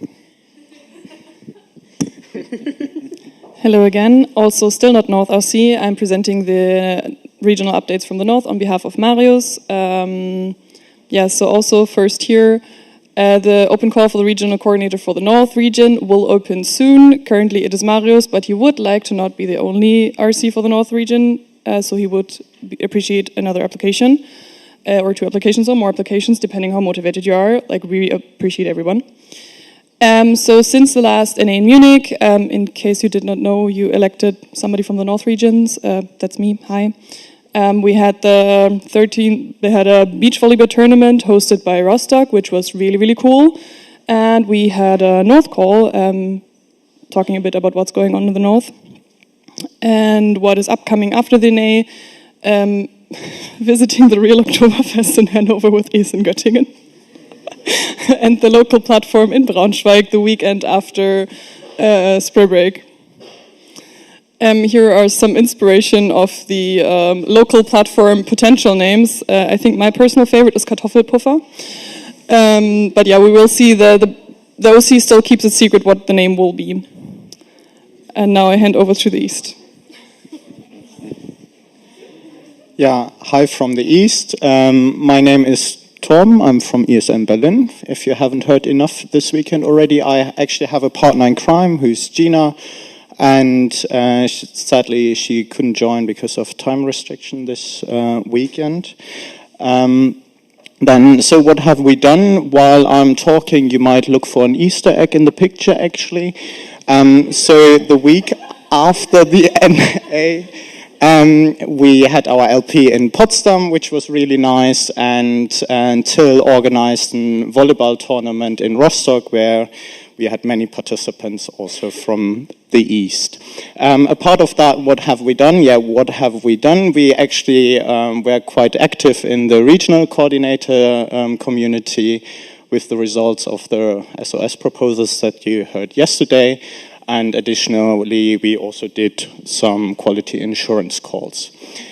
Then a long and hard journey has been to finally finish the design of the merge of the East. Gina is for that responsible, and she wants to open the ordering process soon, that you hopefully will get your T-shirt or hoodie for the LP in Halle, where this is already the next slide. So our next LP will be in Halle on the weekend of the 14th of November, and that's the weekend before spring break. just to, yeah, orientate yourself. And yeah, we are looking forward to that, and most likely Halle will tell you something about that during the regional time. Speaking of the regional time, we are also looking for East RCs. I definitely won't reapply, so there will be an open spot about Gina. I actually don't know. The open call starts latest on Monday, and I already talked to Chiara. We will not stop the regional time until we have suitable candidates for that. Okay, then coming to the Southeast, a brief overview. We have 7 sections and 1 interested organization from Erlangen-Nürnberg-Fürth, who is also represented today. I'm the only regional coordinator. We have 2 mascots, 2 Bierchen. One of them is here with me. The other one is for the second RC. And to have it mentioned, a team from Bayern is currently on the top of the Bundesliga above other certain yellow-colored teams. Since the last NA, our spring local platform in Regensburg happened. It was a great bonding experience. We also had nice workshops from Sylvie, Philip, who joined very spontaneously, and Ali from the alumni. There was no second regional coordinator voted, but hopefully at the autumn local platform there will be new ones, because there are actually people already interested.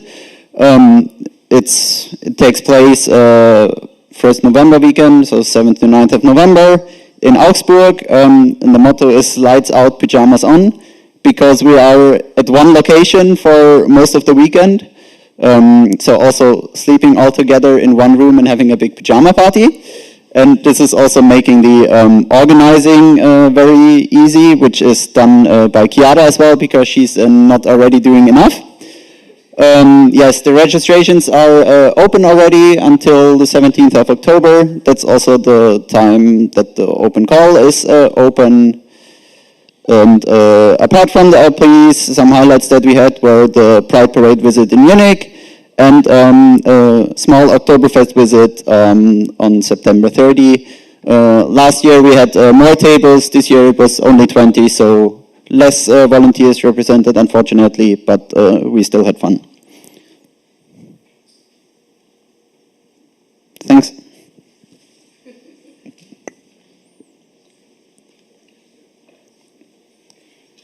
kannst froh sein, dass Dortmund gerade 1-1 steht, ansonsten werden die vorbeigezogen.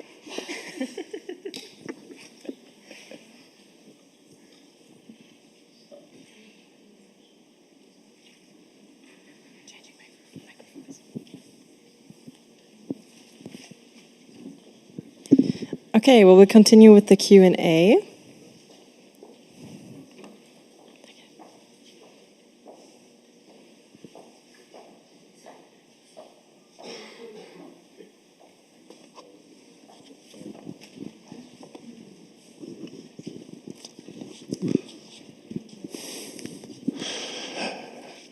Dirk Silke, National Board Treasurer, ESN Potsdam. The West Region requested a loan to pay in advance for the Hamburg trip. Through issues in the returning of that loan and the general financial issues of ESN Germany, it is unlikely that a loan like this is going to happen again in the future.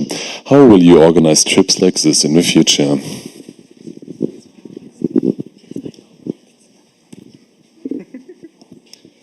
Nico, RC West. Thank you for this question, and this is something that has been very relevant to us ever since the the West trip to Hamburg, and when we got word from the previous administration that they might be going back on their offer of just blindly trusting us that we will return the money and needing some sort of guarantee from us. So there was something that we've been thinking about a lot, discussing a lot in the West, how we can do it independently from the national board. And currently what we're doing with the Amsterdam trip, we are lucky enough to have a third party that is, well, to be fair, it is a for-profit or profit-oriented third party, but it's through former ESNers, so we do get a good rate. So they are getting billed directly before the trip, and they are able to, the sections are able to pay for the trip in installments so that they can, they front some money and then pay the rest back after their sale has concluded. And we plan to do this in the future also for the Hamburg trip to avoid the work for the both of us.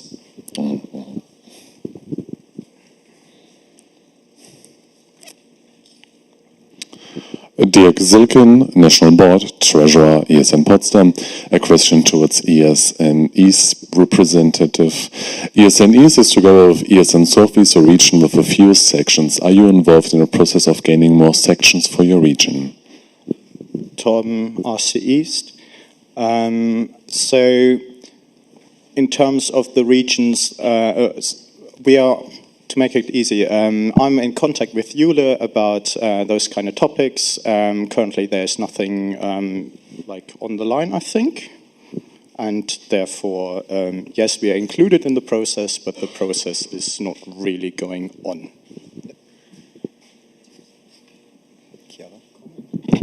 Yeah, there's a comment. Yeah, I also want to put an emphasis. Jule National Board is in Potsdam. Sorry, Zita.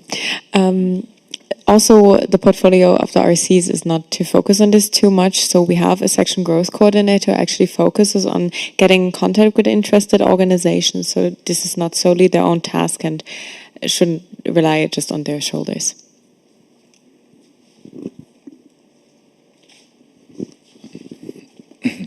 Oliver AB, like I checked the map that you put up and they're like right now Gießen and Mainz missing on it. Is there a reason for that or don't they want to be included? Who is this question to? Lena potentially as a from the NB. There are several comments. Should I answer first anyway? I would then pass the comment to Martin first. Okay. Martin, RC Southeast. There is also still Regensburg missing. I just copy and pasted a blue dot and pasted it on the map. There's another comment. Comment, Svenja, National Board. Yeah, sorry for that. It's actually something we have to change on the website. Magnus and I are working on it, but we have to work in the backend on it and change the code, so it's taking a longer time, but we're aware of it and we're working on it. Are there more questions to be expected? I propose to close the speakers list. Any objections? Okay, speakers list is closed. Thank you very much for your presentations, for the Q&A, and make sure to read your appreciations.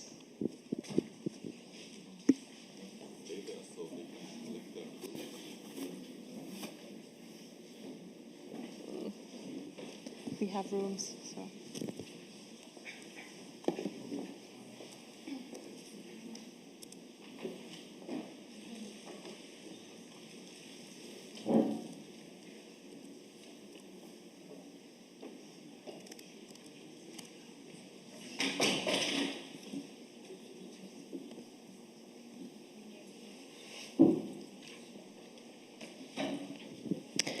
Okay, speaking of regions, it's perfectly fitting because what's next is the regional time. I will already tell you where you need to go. So the North region meets in the foyer.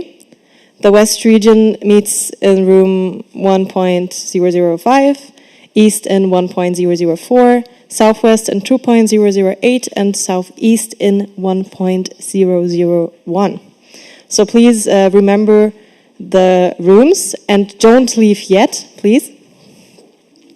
Because I would first like to ask all vote delegates to please bring back their voting devices. And after you've done so, please go into your rooms. And after you did that, be back at...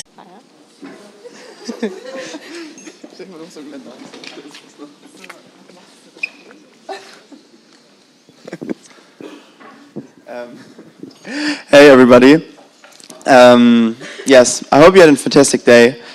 Thank you for all the contribution to the discussion, especially for the CC group or for the new statutory body of ESN. Thank you so much for participating in the Energizers. And I just want to take the opportunity to briefly explain you the bridge, why we introduced or why we invited the DAD for the Europa macht Schule, because we know from the surveys, so if you joined the advocacy workshop, we need tools, we need to understand what are our strengths and how we actually can advocate for our ideas. And of course, one of our ideas is to promote internationalization.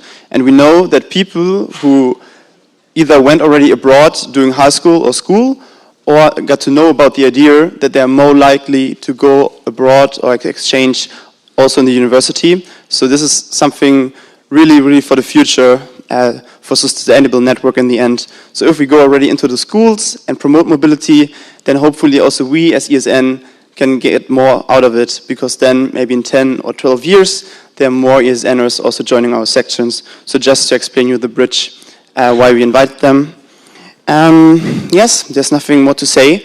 I wish you a fantastic social program tonight. Either you go to the board game or to the pub crawl or then later to the party. I hope I'll see you on the dance floor. Yes, and with this I'm closing DNA Dortmund. And please still be on time tomorrow morning for the voting. What?